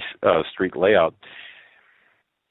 It represents the goat's head and is considered the most powerful symbol in the Masonic, Illuminati, Bohemian, whatever, owl of wisdom, incarnation of Athene, Minerva, Lilith. I think this was all an accident. Do you think that, in looking back in time, can we not see ahead and see that we're being set up here? Because those who worship demons and occultists from around the world, they understand. They fully understand the DC symbols and rituals. They realize that they are not only for conveying psychological concepts, but actually to coerce the mysterious and potent supernaturalism invited to occupy the seat of power. Well, this belief is preserved in all of the Babylonian, Egyptian, Greek, Roman, and even the Kabbalistic symbolism that's part of the Masonic history. Freemason Foster Bailey writes about this. He's a historian. These symbols intentionally hide this secret, a secret which veils mysterious forces. These energies, when released, can have a pretty potent effect. Are we going to see them come to life in 2015? Their potency? I think if we look, I mean, there are substantial reasons that exist for why the designers of D.C., Washington's government center, would have wanted to obscure the meaning behind the occultic layout of the capital of America, even for those most jaded among us to not see it. Because if the public in general had been prematurely convinced of the endgame prophesized in the D.C. symbolism, it would have been beyond the acceptance of prior generations. They wouldn't have put up with that. They would have demanded change in leaders. They would have demanded change in the facilities, in the symbolism. Get rid of that. Well, they didn't have TVs and internet and smartphones and things to keep them distracted and occupied. They only had their work and the Word and their families. Now we have what they had before, but about 100,000 new false religions, 100 million new distractions, and anybody who is not focused on what our mission on Earth is here now will, and anybody who doesn't want to accept that reality, who does know, is going to continue to bury their heads, continue to look for people who say what they want to hear instead of what the truth is. And in this time where we talked about the RFID and becoming part of the new community, this is a point where we're going to have to prepare our minds to do what the Lord says, to take up our cross and follow Him. Because if we don't do that, the only other option is to conform to this society, possibly take the mark of the beast, which there's no coming back. That's right. And this is what we're being set up for. As we look, the time is moving forward. Time has moved forward, has progressed, and increasingly it has become necessary for public understanding of Americans' heritage and intended purpose. So as we can understand it today, little by little, either whether it's by providence or by promotion, or even resistance, as you speak of, Joe, a clearer picture really is emerging about what Manly P. Hall called the secret destiny of America, is it not? If you look at the symbolism in Washington, D.C., the secret destiny of America includes both national and global future subservience to the God of Freemasonry and other pagan gods, but the God of Freemasonry, a deity most Americans would not imagine when reciting the Pledge of Allegiance to one nation under God. Which God are they talking about? Now, I don't want to. I don't want to anger. That's a very important question. And a few years ago, both you and I would have said, the God of the Bible. But right, we know that these people, the leaders, the majority of them, especially now in today's society, when they reference the God of the world or of the universe, the architect of the universe, they're not talking about the God of Abraham, Isaac, and Joseph. They see him as an oppressor and an evil God, where they say their God, Satan, is the freer of humanity from that oppressive God. Well, right, and just take a look at our currency and look at just look at that, and people will say, well, what does this have to do with anything? Well, it's right in front of our faces, folks. Not just the symbolism in Washington, D.C., the secret destiny of America, but and not just the Pledge of Allegiance, but the idea by some that the United States was established as this monotheistic Christian nation by those who designed Washington, D.C., and that the God referred to on American currency is Judeo-Christian one. That's a puzzling conclusion, is it not? When superimposed over the deistic beliefs of so many of the founding fathers. Now, I understand I understand the sanctity of our Constitution. I understand that Bill of Rights, that our Constitution is a divinely inspired document, and the people went off the reservation in some respects. I understand all of that. I understand that. So you don't have to send me emails saying that you're crazy, you're nuts, that you're it's heresy. Okay, you don't have to do that. I'm talking about the people who hold the deistic beliefs um, uplifting the supreme judge of the world, the divine providence, the grand architect, the supreme architect, whatever deism we're talking about here.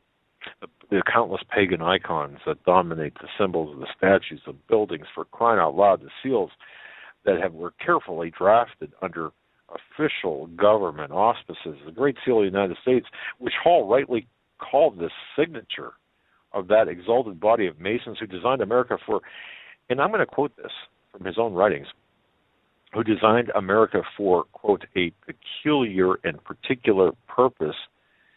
Well, don't they bear rich symbolism forecasting anything but Christianity? Think about, Dr. Danny Moreno wrote a book, about America, patriotism, and the thin line between pride of a good country and idolatry. And think of America. What were they set up as? Rebels. They were... I'm familiar with that, but let me just hang on. I wanted to interject one thing because I know I can feel it in my bones. I'm going to get a ton of email from people saying things that are implying things I'm not saying. Look, America was founded. It is my belief America was founded as a Christian country, a Christian nation, by the Puritans, by the Pilgrims who settled here. That is my belief, and I believe that the Constitution, right? And I also believe that the Constitution is a document that was inspired, our rights given by God, or God-given rights, and delineated in the Constitution. Now, what I'm talking about is something totally different than that. It is this serpentine-like infiltration into this divine establishment of a country to worship the Christian God, the God of Abraham, Isaac, and Jacob. What I'm saying here. Did I say that right? I'm sorry. Anyway. Or I screwed that up, didn't I? Well, I don't know anyway. what you really, how you feel about it, but for anybody who puts the Constitution and what the Constitution says above what the Lord says, that's a problem. Right. And once you can understand that kind of takes a while, when you find out that the Constitution doesn't apply when certain things start to happen, like the times we're in now. Do you want to follow the Constitution written by men who say it was ordained by God, a God which we're not sure which one they're talking about? Well, now hold on a second. Or do we follow the Bible, the commandments, and the teachings of the Lord? Okay, as a nation, we are to follow the Constitution, which I believe was divinely inspired by God Almighty. Now, having said that, what people have done they've perverted the Constitution, just like they've perverted everything else. They've taken God out of it. They've made it to mean things that it never was intended to mean. Look, for example, at the Second Amendment. You've got people who have perverted the Second Amendment so bad that people are walking around that have no clue about the Second Amendment. A militia, well-regulated militia. We'll define militia. It's the Second Amendment does not apply to self-defense, for crying out loud. So people have perverted the Constitution just as they perverted and counterfeited the Word of God. And that's what I'm talking about here. I believe we can use the Constitution to follow the Word of the Lord and do it more effectively than, let's say, the first century Christians who were persecuted for their faith, which will come to America soon. We have the Second Amendment, and as we're told in the Bible, those who try to save their own lives will lose their soul. Those who give their lives to save others will gain their soul. But don't you dare. Don't you dare. No, I'm saying you have a duty, an obligation to defend your family, those around you. The Second Amendment allows you, in this government system, the ability to own weapons.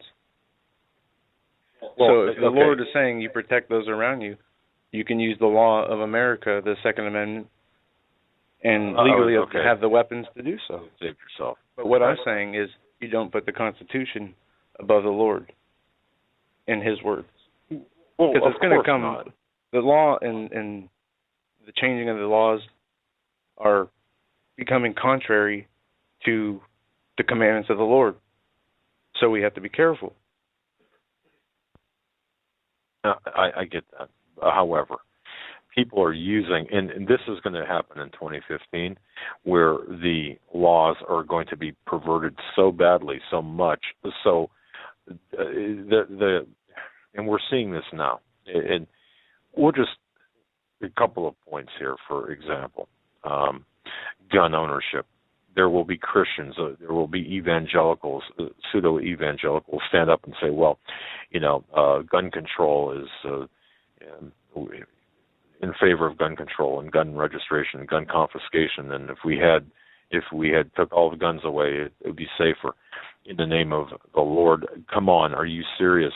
Using the Bible, using God's word, Romans 13, as the basis for this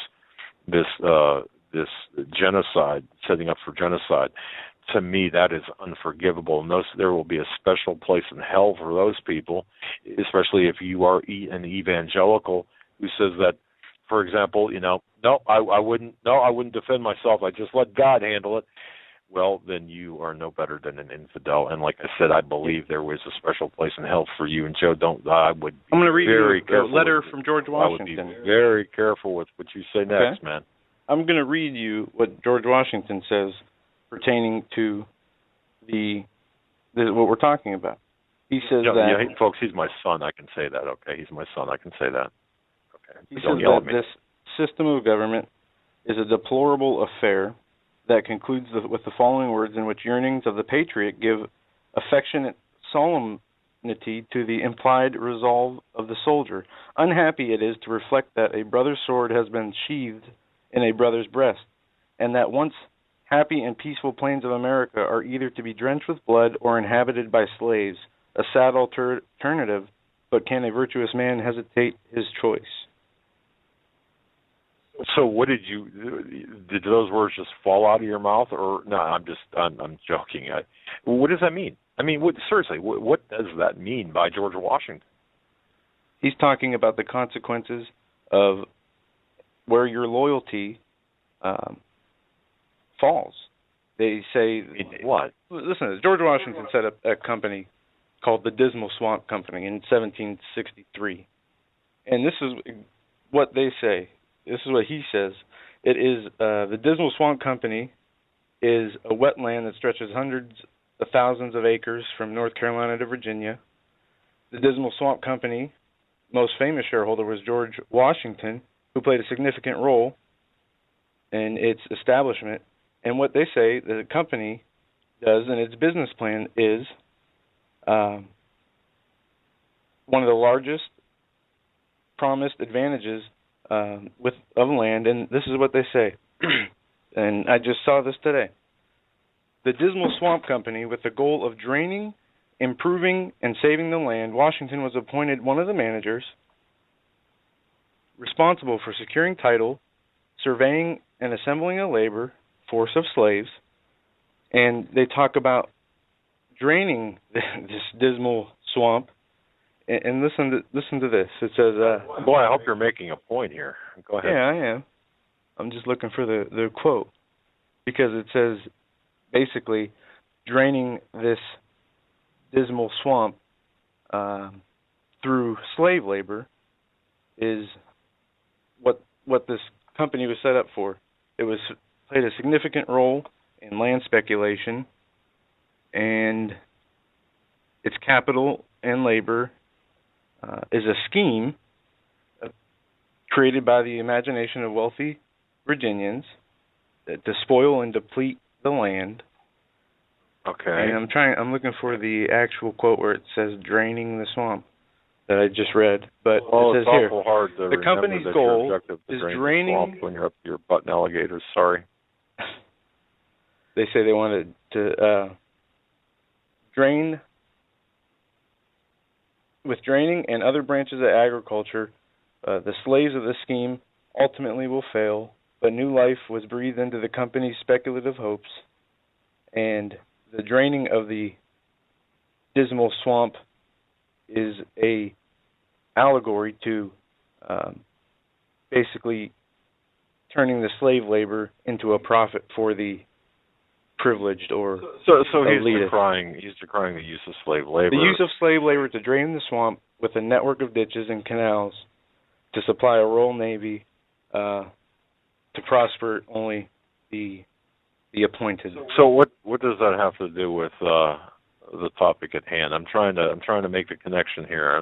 Okay, well, think about George Washington was the founder of the Washington D.C. He was the first president. He was the as self-titled an apostle of liberty, and he is talking about creating a company called the Dismal Swamp Company to make profitable through slave labor and through the destruction of people's lives, taking advantage of people who are less fortunate, and basically putting profit above a brother.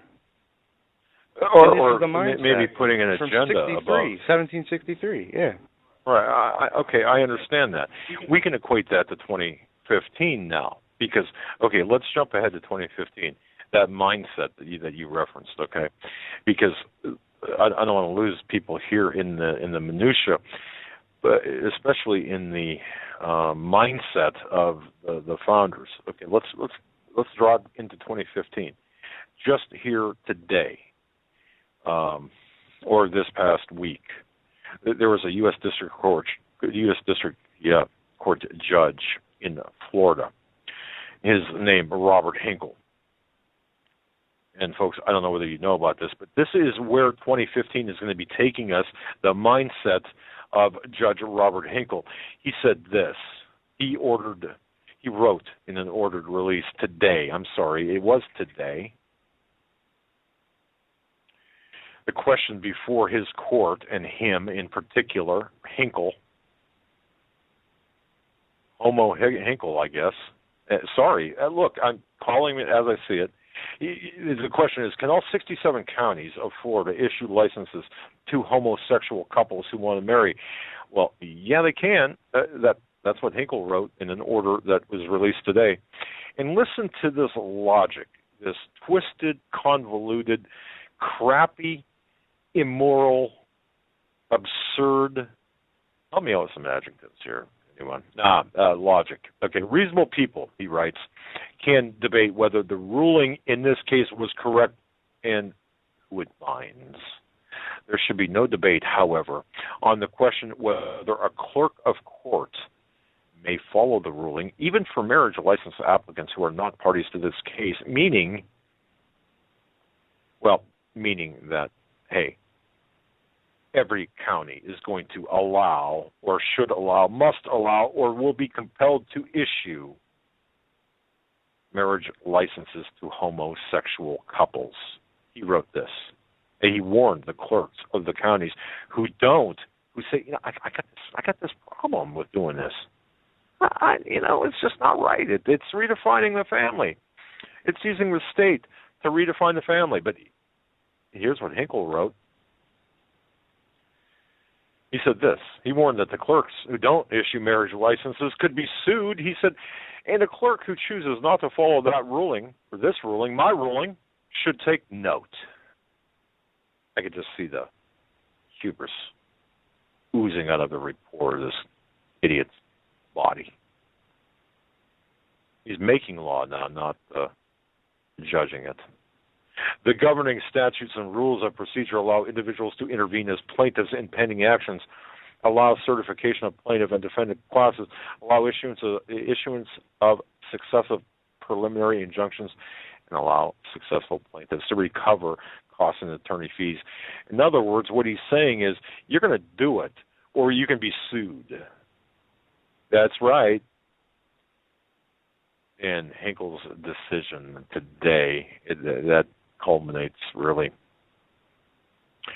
in weeks of confusion over whether clerks could issue marriage licenses next week to same-sex couples statewide or within this one county, Washington County only. Oh, Staff Attorney Daniel Tilley, just ecstatic, almost orgasmic. This from this ACLU of Florida. Staff Attorney Daniel Tilley. This is a wonderful development. If I knew how to do an effeminate accent, I would. So just pretend I'm doing this effeminately. This is a wonderful development. Judge Hinkle has made clear that his ruling that declared Florida's marriage ban unconstitutional means that all Florida clerks should begin issuing marriage licenses to same-sex couples when this day expires at the end of the day on January 5th. Oh, won't that be a great day? January 6th, the immorality invades Florida, all 67 counties, thanks to Judge Homo Hinkle. Isn't that, folks, the same or similar sentiment centuries that we're talking ago? I ask, is it possible that America was set up to facilitate the immorality that is now in America? Was this not set up to facilitate the rise of the Antichrist? Folks, you're listening to a Thursday, January 1st, 2015 first edition of the new year. Welcome back, ladies and gentlemen, to our third and final hour on this first day of 2015, a Thursday. 2 hours in the can. Yeah, and they've been going by pretty quick. And we got Ted Breuer will be with us tomorrow for our Friday broadcast. And if you want to hear us on the Power Hour hosted by Ted Breuer tomorrow morning, we will be live with him from 9 to 10 a.m. Eastern Time. That is the Power Hour, 9 to 10 a.m. Eastern. Ted Breuer will be hosting the show. We'll be on as guests, and then that will flip around in the evening, and he will be a guest on our show. So it'll be a good, fun, exciting day, and I'm going to have to get my hearing aids turned up so I can hear everything Ted says so fast. And I mean, if you guys haven't heard Ted the last few times he's been on, he has so much knowledge, and he has no problem getting it out in a very comprehensive way at about 100,000 words a minute. You just have to reduce the speed of your MP3 player to 33 and a third, and obviously that's going to be lost on a lot of people. Go ahead. But remember, we got an email from somebody, or we talked with somebody who said they listened to us at 1.5 speed, I think when we were in Columbus, because they say they can get through the shows quicker, but they say it makes us sound kind of like chipmunks. I wonder if we can go back and put it at 0.5 speed when he's on. Oh, yeah. I mean, Ted Breuer is one of the most intelligent individuals, well-informed, well-read, well-researched. I mean, this guy reads 2-3 books a week, and he's an incredible man. And I'll tell you what, he's quickly becoming a favorite of ours to have on. So it's going to be fun. We're going to be on his show. Well, he's going to be sitting with for Joyce Riley, and then tomorrow night he's going to be on our show. And I've got to tell you, folks, you just get ready. I mean, buckle up, because it's going to be a fantastic show tomorrow night. So as we've been talking about, if we want to know where we're headed, especially in 2015 and beyond, we have to look back. And I think that the foundation has been laid that, America, we have been set up. All of us, we've been set up, have we not, to believe in something that may not really be accurate? Because it's multidimensional, so many levels. Every time you search for, if you're not searching in those scriptures for the truth of all these things we're talking about, and you're not praying for the truth and understanding, then you're going to have to wait and continue to read and continue to pray. To make assumptions, to search elsewhere, is something that us as humans do to a fault. And we're getting to a point now where we have to be sure in our own minds, regardless of what anybody else thinks or says, the only truth is the truth that the Lord has given to us in His Word, and the words He gives to us individually through the Holy Spirit.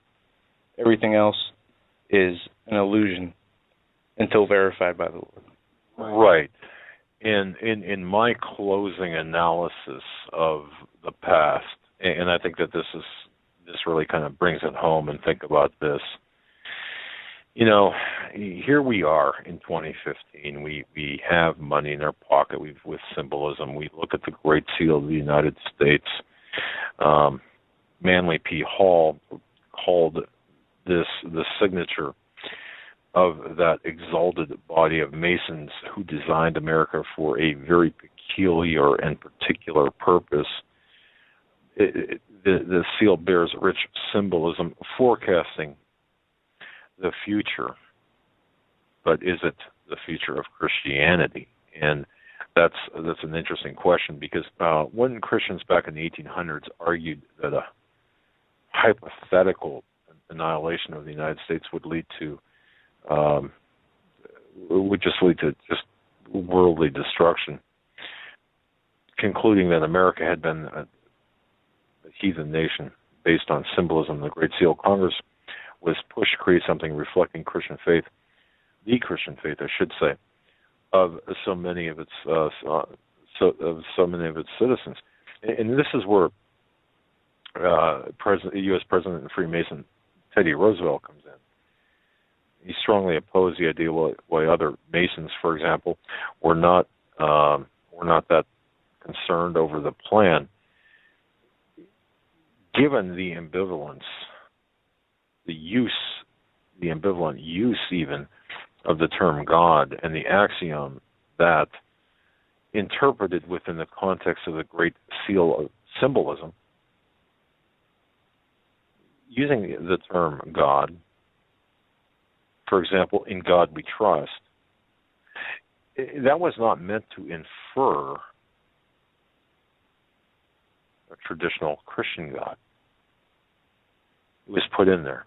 And let me just put this to you, because that was put in there, Teddy Roosevelt, Freemasonry.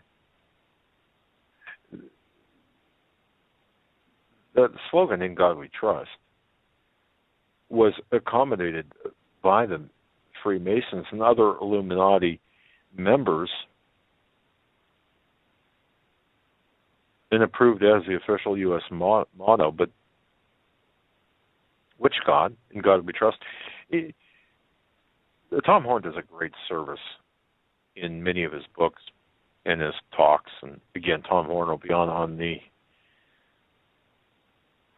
what did I say, the 7th? Wednesday I don't the want to 7th. screw that up. Wednesday the 7th, all right. I mean, he's going to be on, and then perhaps we can talk about this some more, but if just to illustrate the point that one would not determine the God in America's official motto, that it refers to the Father of Jesus Christ or a biblical Trinity. Just imagine yourself not knowing a doggone thing about anything, just being a blank slate, or even an alien from outer space.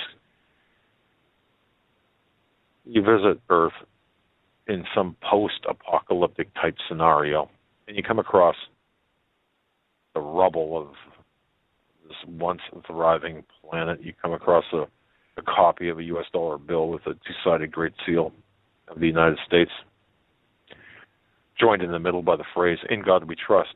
Wouldn't you just ask yourself, wait a minute, what God did this refer to? I mean, if you had no preconceived notions. And think about, 100 years ago, and from that point to the inception of the country.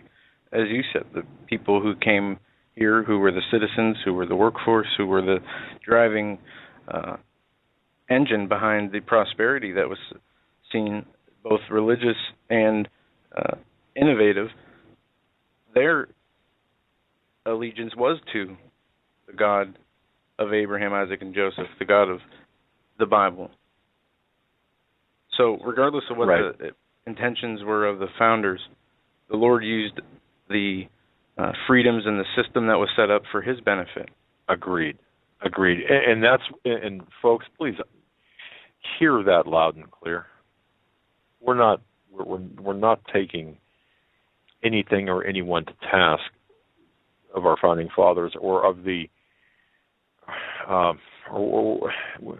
we're calling into question what allegiance they had. However, God made it good. When they say we're calling upon the God of forces, for our battle, as it says in this George Washington book. Who's the God of forces? I remember reading in the Bible where the Lord says, "When you go to war, I am the God of forces." Right, but I guess I'm just saying that we're not.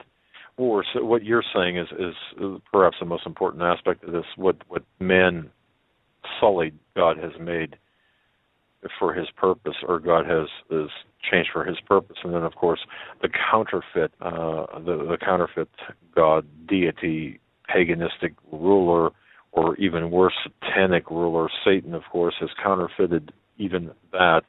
And then as we decode, and as more people understand, for example, what we're talking about here with this Great Seal, and understanding it's how America was established or hijacked and converted for this pagan Satanistic purpose, will we not now in 2015, could 2015 now serve as the platform, or at least the connection between the past and the future, that being the present, to the extent that decoding what we just discussed over the last 2 hours, this hidden divination within the Great Seal that prophesied a time when a god, small g, would return to Earth in a physical body. Could this be that year? Could this be that time? His coming, according to the information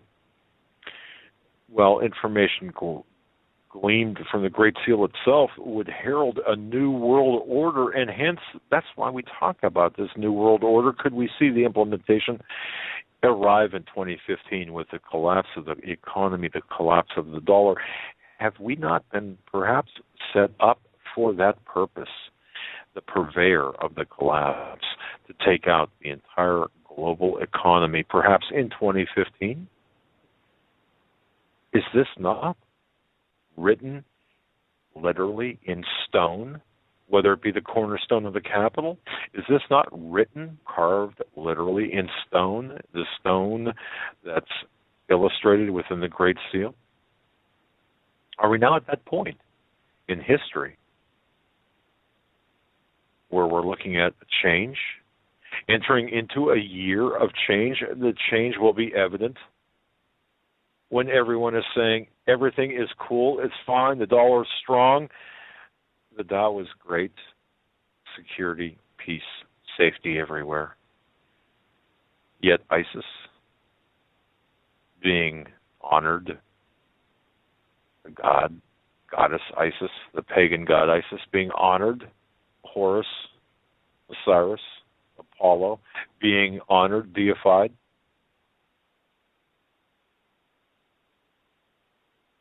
Are we not ready to see perhaps this great change? And how many people will fall for the counterfeit God that's reflected within our monetary system, that's reflected within all things past? Is this not what we're really dealing with right now? The education of people to recognize the fact that everything has been hijacked and counterfeited? What better day than the first day of the year to reflect upon not just our past, but to ponder our future? That's what we're doing now. And how many listeners will turn us off and say, this is all just balderdash. All bunk. And there's a little bit of that I've seen through emails and such, but we're not making this stuff up. Reading from John Adams and George Washington's books that have been around for years, the letters are in the public domain. So many quotes are so from what you'd expect if the intentions and the allegiance was wholesome and for the benefit of mankind. But when they talk about, through this defending of liberty in the time of trouble, the American will revert to loyalty through patriotism, then they win. The old times that was unable to accomplish the goal has now been accomplished. Meaning, when things get so chaotic that human nature is what is trying to be preserved, not freedom, not liberty, not what we know and see as our government. All governments are the same, whether they're a republic or a dictatorship or a monarchy. They are all tyrannical. And the republic form of government has so much freedom, it falls the hardest. As we see in history from every republic that had any kind of power, and we're just waiting for the fall. I mean, what do they say? The greatest empires, Rome was a republic. That didn't last. No, we're following in the footsteps of past civilizations, and of course we're seeing not only, Joe, the immorality breaking us from within, the gross immorality, I might add, but we're also seeing from the threats from without, the threats from our porous borders, the balkanization of our country through the distillation of our moral cultural fabric, the rending of this fabric insofar as this influx of illegal aliens. And my goodness, how many of these turncoats, these traitorous rebels, these traitorous lawless ones in Congress, from Obama as in the executive, but to Bonnier and these Republican conservatives in name only, how many of them are bearing or have their fingerprints on the plans for destruction of this country? I dare say each and every one, because they are answerable to a higher power. That higher power is not God. I'm talking not about God, but of a higher power that has dominion over the earth right now, and they've sold their souls. And we're not going to find any political solutions in what's to come. It's just not going to happen. The solutions have to come from within. The solutions have to be spiritual. The solutions have to be of God. The solutions have to be moral in nature.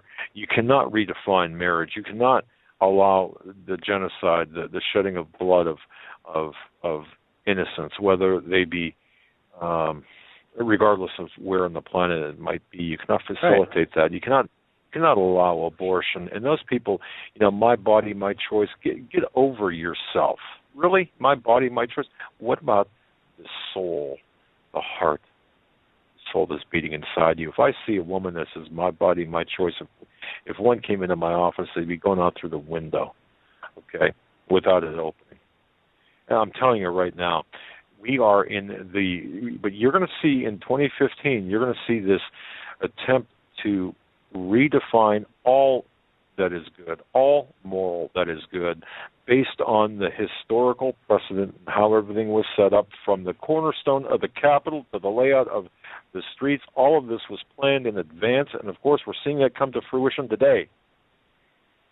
Whether it be and I do predict that this year, 2015, the homosexual marriages will be legal in all 50 states. And I'll tell you something, if there are any people out there who want to call me a homophobe, go for it, because I really don't see homosexuality celebrated in the Bible. And as you pointed out earlier, Joe, you're not reading Queen James, then. Yeah, of course not. I'm going to tell you something, and on that basis, it is very likely that programs like ours will be classified as hate speech, and on that basis, we will be subject to prosecution. On that basis, free speech is gone, will be gone, and on that basis, we will be censored or attacked, or even, or worse. But see, the fact is, the people that are coming against us, and those of you who say that this is of God, that we have to go back to our godly word, the word of God, of course, that is frowned upon. We've seen this in the MIAC report. We've seen this in other government documents. This is what Obama was brought to do. This is what Bonnier was brought to do. This is not a Republican-Democrat thing. This is a new world order thing with the Kissingers and the Brzezinskis and their media sycophants just going out and proclaiming this to be tolerance. Tolerance. You don't tolerate evil any more than you tolerate, well, you just don't tolerate evil, and certainly you don't tolerate the counterfeiting of the Word of God. You don't tolerate you rebuke any of this. That's right. But we're going to teach the correct version. That's right. But 2015 is going to disallow that. 2015 is going to see the rise of the megachurch pastors like, well, name them, Rick Warren and others. 2015 will see them taking the top spot, saying, well, we have to get along, to go along to get along. You see, that's the scripture that they are hijacking and perverting, because that's what we need as we see civil unrest grow and just become exacerbated by this particular renegade in chief and by the globalists that support him, not just him, but the people around him. Folks, we are in for one hell of a year, and I mean that in every sense of the word. One hell of a year. Do not listen. Well, you should read what others say. Oh, it's going to be a great year. But didn't they say all of this prior to the crash, prior to the Great Depression? Of course they did. Right to the last minute of the Great Depression, the stock market crash. Go, it's great, it's fine. Hey, come on in, the water's fine. The Titanic that held the people opposing the Federal Reserve, heading full speed to that iceberg. It was an accident, of course. Yes, an accident. That's what we're seeing. We're on the Titanic, and we're heading full speed for the iceberg in the dark, murky waters of the Atlantic, and the captain of the ship is the Prince of the Darkness. Will we see him will we see him be named this year, perhaps? Maybe with the abdication of power of the Queen Elizabeth. Perhaps we'll see some things happen that will make that possible. Look, I don't know. I see 2015 with Queen Elizabeth giving up her power, abdicating her throne.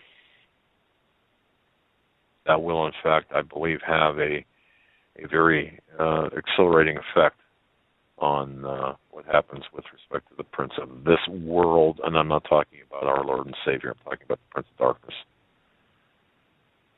Yeah, and I hope that whatever happens in the economic realm, that it is, it obviously, most likely, if this next step of consolidation and rebalancing is not the final step, I hope it is not a crash and burn and reconnect. I hope it is a smooth transition, which I doubt it will be.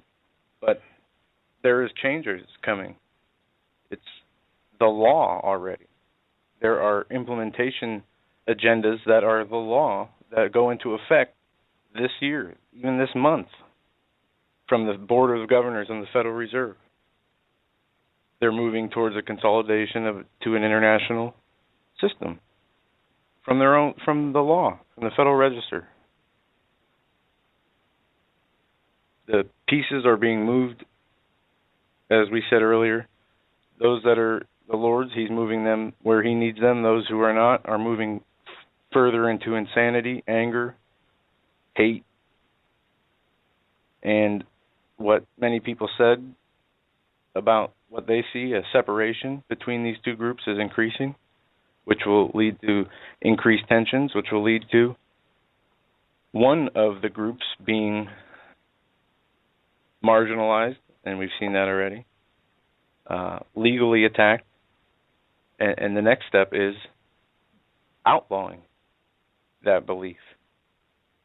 And we talk about the universal health coverage and the UN, World Bank, and United States agenda of creating a new community, and in order to be part of this community, you're going to have to accept the terms, conditions, and tools that are used by this community, and if you don't, well, you will not be able to use any of the benefits or services. Just like today, if you want to drive a car, you have to get a driver's license. Well, everything's going to be consolidated. That's right, and that's been the plan all along. Right, since the first government of Babylon. They had one mind, they had one agenda, and it was Nimrod, who was a hunter of men's souls, that created a system of governance that was opposed to all that was created by God and that was of the Lord. So, and you see, Joe, I just want to say this: people, and I've gotten emails to this effect. Well, why, with everything going on, do you talk about giants? Do you have people go on and talk about giants? Why do you talk about these issues? Why do you talk about things like the symmetry? Go ahead. Go ahead. All I'm doing is reading what the founders of this nation have written and have laid out and established and talked about, and what they swore their allegiance to, from Benjamin Franklin and his Freemason Constitution he wrote. That the Hellfire Club is Hellfire Orgy Club, head of the he was the Albert Pike of Paris. Now you've got this. Okay, so people don't say that we're slamming our founding fathers as it relates to the construction of the Constitution.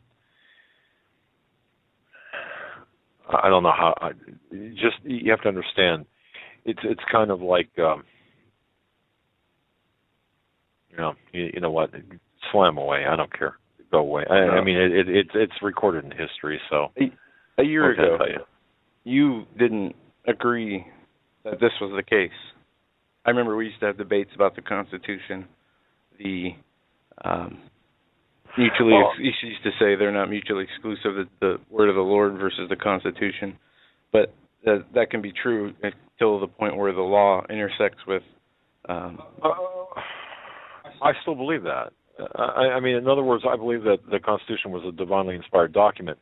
Okay. But God uses flawed people all the time to write stuff, right? Right. I mean, God uses flawed people like us. Like right. Me. And I agree with that. But every government has been, since Babel, has been implemented with the goal and hopes and aspirations of finishing that first government's agenda. That's correct. And I see where you're headed with this, and we can. This is kind of a circular argument to some degree, and I see where you're headed with this. But they've perfected the manipulation of human nature with what we have now is TVs and as smartphones, anything and everything to keep you distracted from what's important. And all these philosophers from Plato up until the 17th century, 18th century, were talking about how they were going to, through suspended animation and manipulation of colors and lights, be able to create images. Could only say so from what they imagine. But this is the world we live in today, and it's normal. It's like everything is in place. Yeah. Where the Bible said, there's going to be famine, pestilence, wars, earthquakes, technology increase, knowledge increase. Everything's on the table. We have the blood moons. Yep. We have the 70th anniversary of the UN and Israel. In the 7 years after 2008, and the 7 years between 2001 and 2008. Folks, again, I urge you to go to our website, hagmanhagmann.com, click on January 31st. You can see the 7-year cycles and the importance of that. Go ahead. Sorry.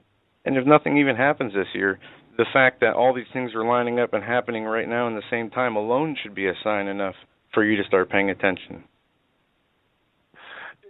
Exactly. And I mentioned Isis as the goddess of the goddess in the founding of, in the building of the Capitol, for example, Osiris, Horus, Apollo. Then we have Isis, the ancient goddess. The winter storms being named after all these ancient deities. now we've got this, and folks, I don't know whether you saw this or not, new with the new year, although it's always been with Muslims, it's always been this. There's a horrifying ISIS guide for jihadi mothers. It's online now. You can look at it. It's a guide for jihadi mothers, how to raise children to become terrorists. You just go to Memory, MEMRI, the Memory Institute, and it's a handbook called Sister's Role in Jihad. See, it recommends the indoctrination of children into jihadist websites and reading jihad tales before bed, practicing sports that require good hand-eye coordination like darts, going on camping trips to teach children how to survive outdoors. But it gets worse. You see, women are expected to train children while they're still babies to become homicidal maniacs. This is Islam in a nutshell. This is fundamentalist Islam, is it not? Following the Quran? Okay, so go ahead. I'm ready for the flurry of emails saying, well, Islam isn't like that. Well, you obviously haven't read the Quran. But see, it's all backed by Western. It's all backed by a globalist government. They're tools of a globalist government. An enemy that says what they want to do, and tries to accomplish that, whether it be good or evil. In ISIS, it's evil, obviously, and the militant Islam, it's evil, or a force that states its purposes of God and is good, but yet through secret agreements and leagues is deceiving people of their souls. Well, obviously the latter. I had the occasion with another gentleman. We were in New York City, and in fact at a conference. This is back, 30-some years ago. I don't know. I'm old, but it was a long time ago. And you know the guy, Chuck, of course, a friend of mine has passed since, and we were walking through the lobby of the Waldorf Astoria Hotel. Again, this is 3+ decades ago. And ran into Henry Kissinger. And I remember being somewhat in awe of Henry Kissinger. Now, today, if I walked into Henry Kissinger, boy, I'll tell you, you better have some rope and some duct tape and a couple of guys, because I'm not threatening Henry Kissinger. I'm just saying that I'd want to talk to this man, and I'd want to sit him down and ask him some questions here. Seriously. Obviously, again, just to be clear now, I don't want any door-busting incidents. I'm not threatening anybody. I'm just saying that I really would want to talk to this man to find out what the deal is here, why he is dripping with evil. Is that okay? I mean, to those listening to this show. So just to recap. Sure, if you want to be lied to. I mean, okay. Well, yeah, I know. And don't threaten Kissinger. He's so old. I'm not threatening Kissinger. The wind. No, I know. I'm joking around. I mean, the wind could blow too fast, and he could keel over. What is he? 130? I don't know if you saw the size of him, buddy. I don't know. I don't think there'd be any wind blowing him over. If you saw the recent pictures of him, but the fact is, yeah. So here's the deal. Between not tonight and tomorrow, I'll be getting hate mail from. Let's see, the homosexual crowd. Who else did I insult? The Muslims, the founding fathers. The pro-choice people or pro-death people. Emails saying, well, I disagree with you on everything else, but this one thing you said is I agree with. What about it? I mean, it'll save a lot of time for us reading and for people typing. Yeah. But Henry Kissinger was in the news, and I'm trying to find the article. President Obama's secret outreach to Russian President Vladimir Putin. There you go.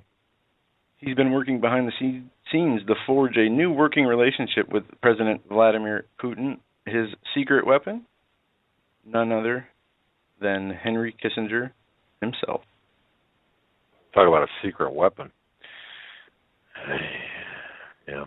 And you know what? As I go through history and look at history, one thing that we haven't covered, and I have in my pile of notes here somewhere, and I'm not going to get into it today, but the real story behind the Iran hostage situation crisis, the 52 Americans held for 444 days, and how the CIA, put in the Shah and took out the Shah, and what happened and the things behind the scenes. See, we were lied to back then as well, and how that really set the stage for current Iran with the Islamic the fundamentalists of Iran. Now, however, and this is notable to state that Iran is experiencing, as Bill Salas had mentioned, and I don't agree with Bill Salas on a few things, but I do agree with him on this based on historical and in reference items. And Bill and I consider him a good friend, but we're allowed to disagree on things. But anyway, the resurgence of Christianity in what is now Persia or Iran, that's interesting, and how that all stacks up with the prophecies of Elon and such. So China too. Have you seen the increase of the government mandates demolishing churches and policing them so the congregants don't even just erect a cross from the rubble? Yeah. Now you're talking about something opposite of Iran. You're talking about the... there's a revival in China too. A huge Christian revival. Okay, yeah. Okay, yeah, I guess... But, this has been for years in the making. Iran is more recent and probably in the peak of their revival or on their way there. And, when we went to Montana, I was talking with a man who lives in Israel who talked about a network of wealthy Chinese investors who were and have been implementing plans to help the Jewish people if their nation comes under attack by getting them out of the trouble areas.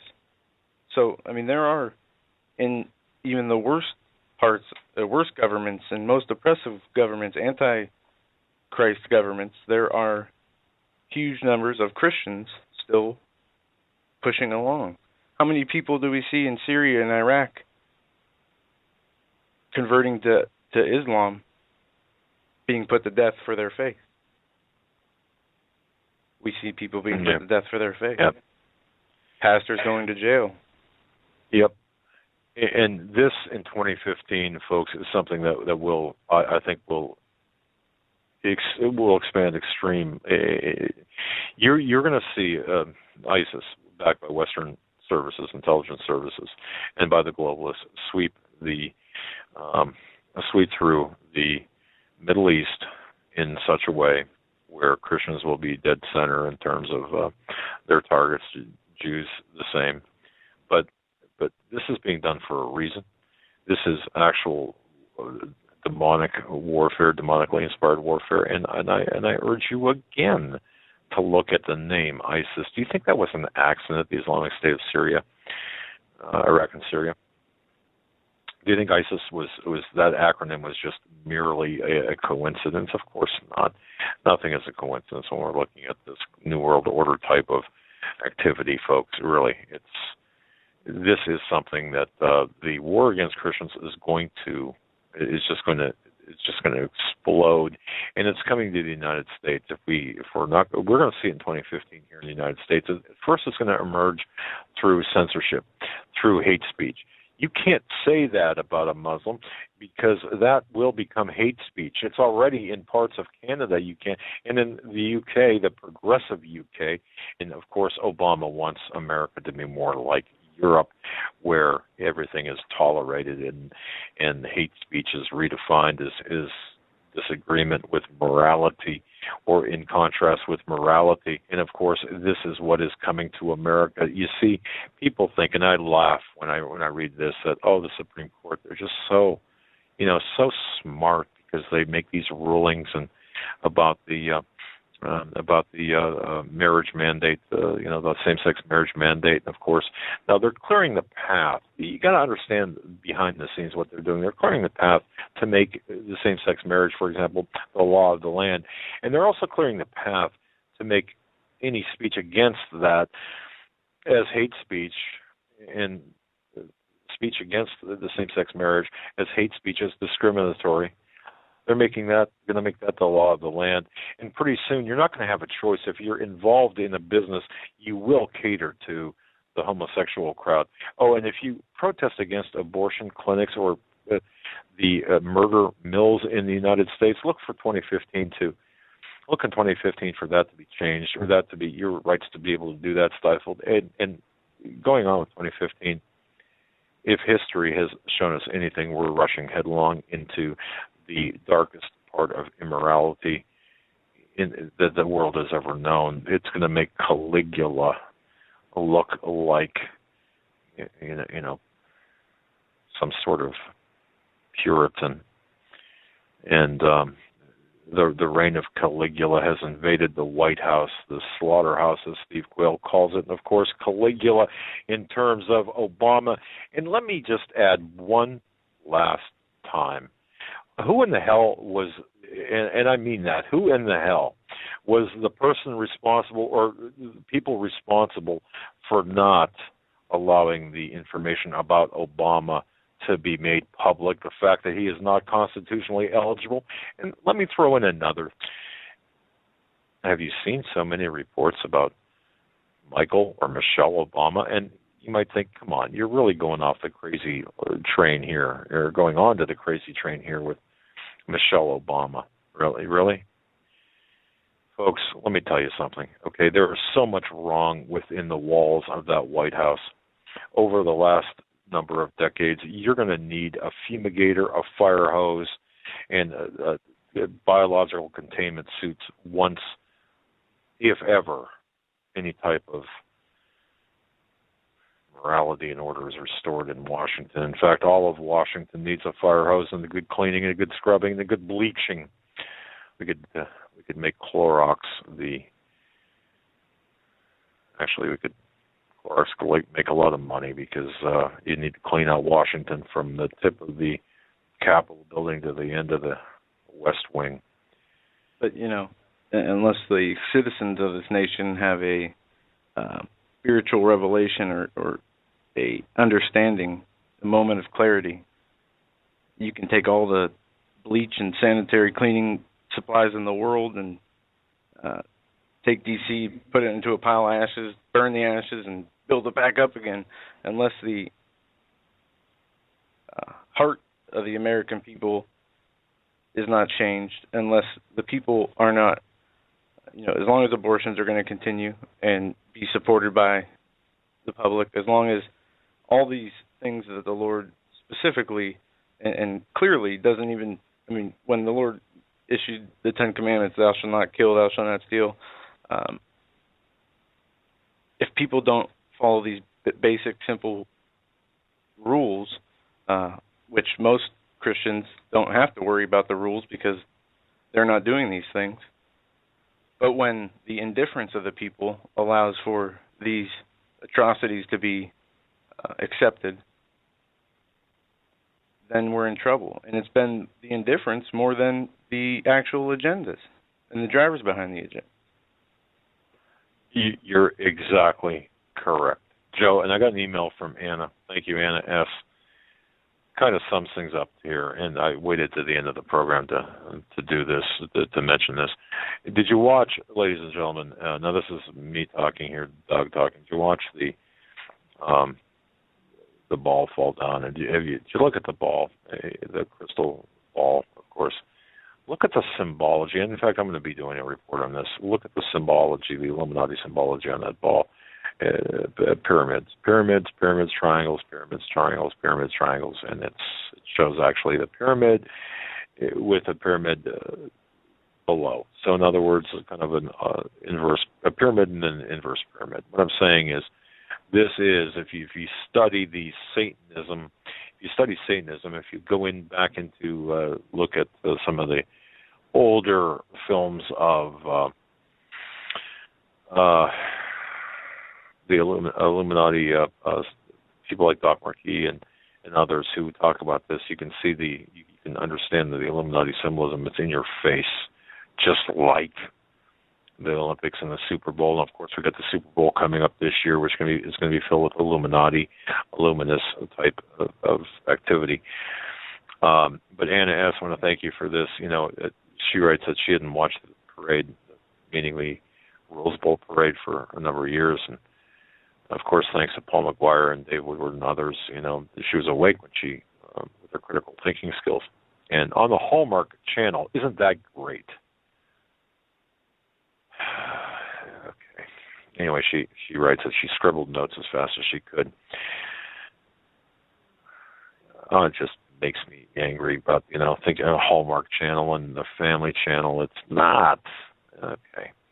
Anyway, she writes themes: war, collectivism, the book of unbroken stories of people reaching the heights in their personal strength, mostly by working collectively.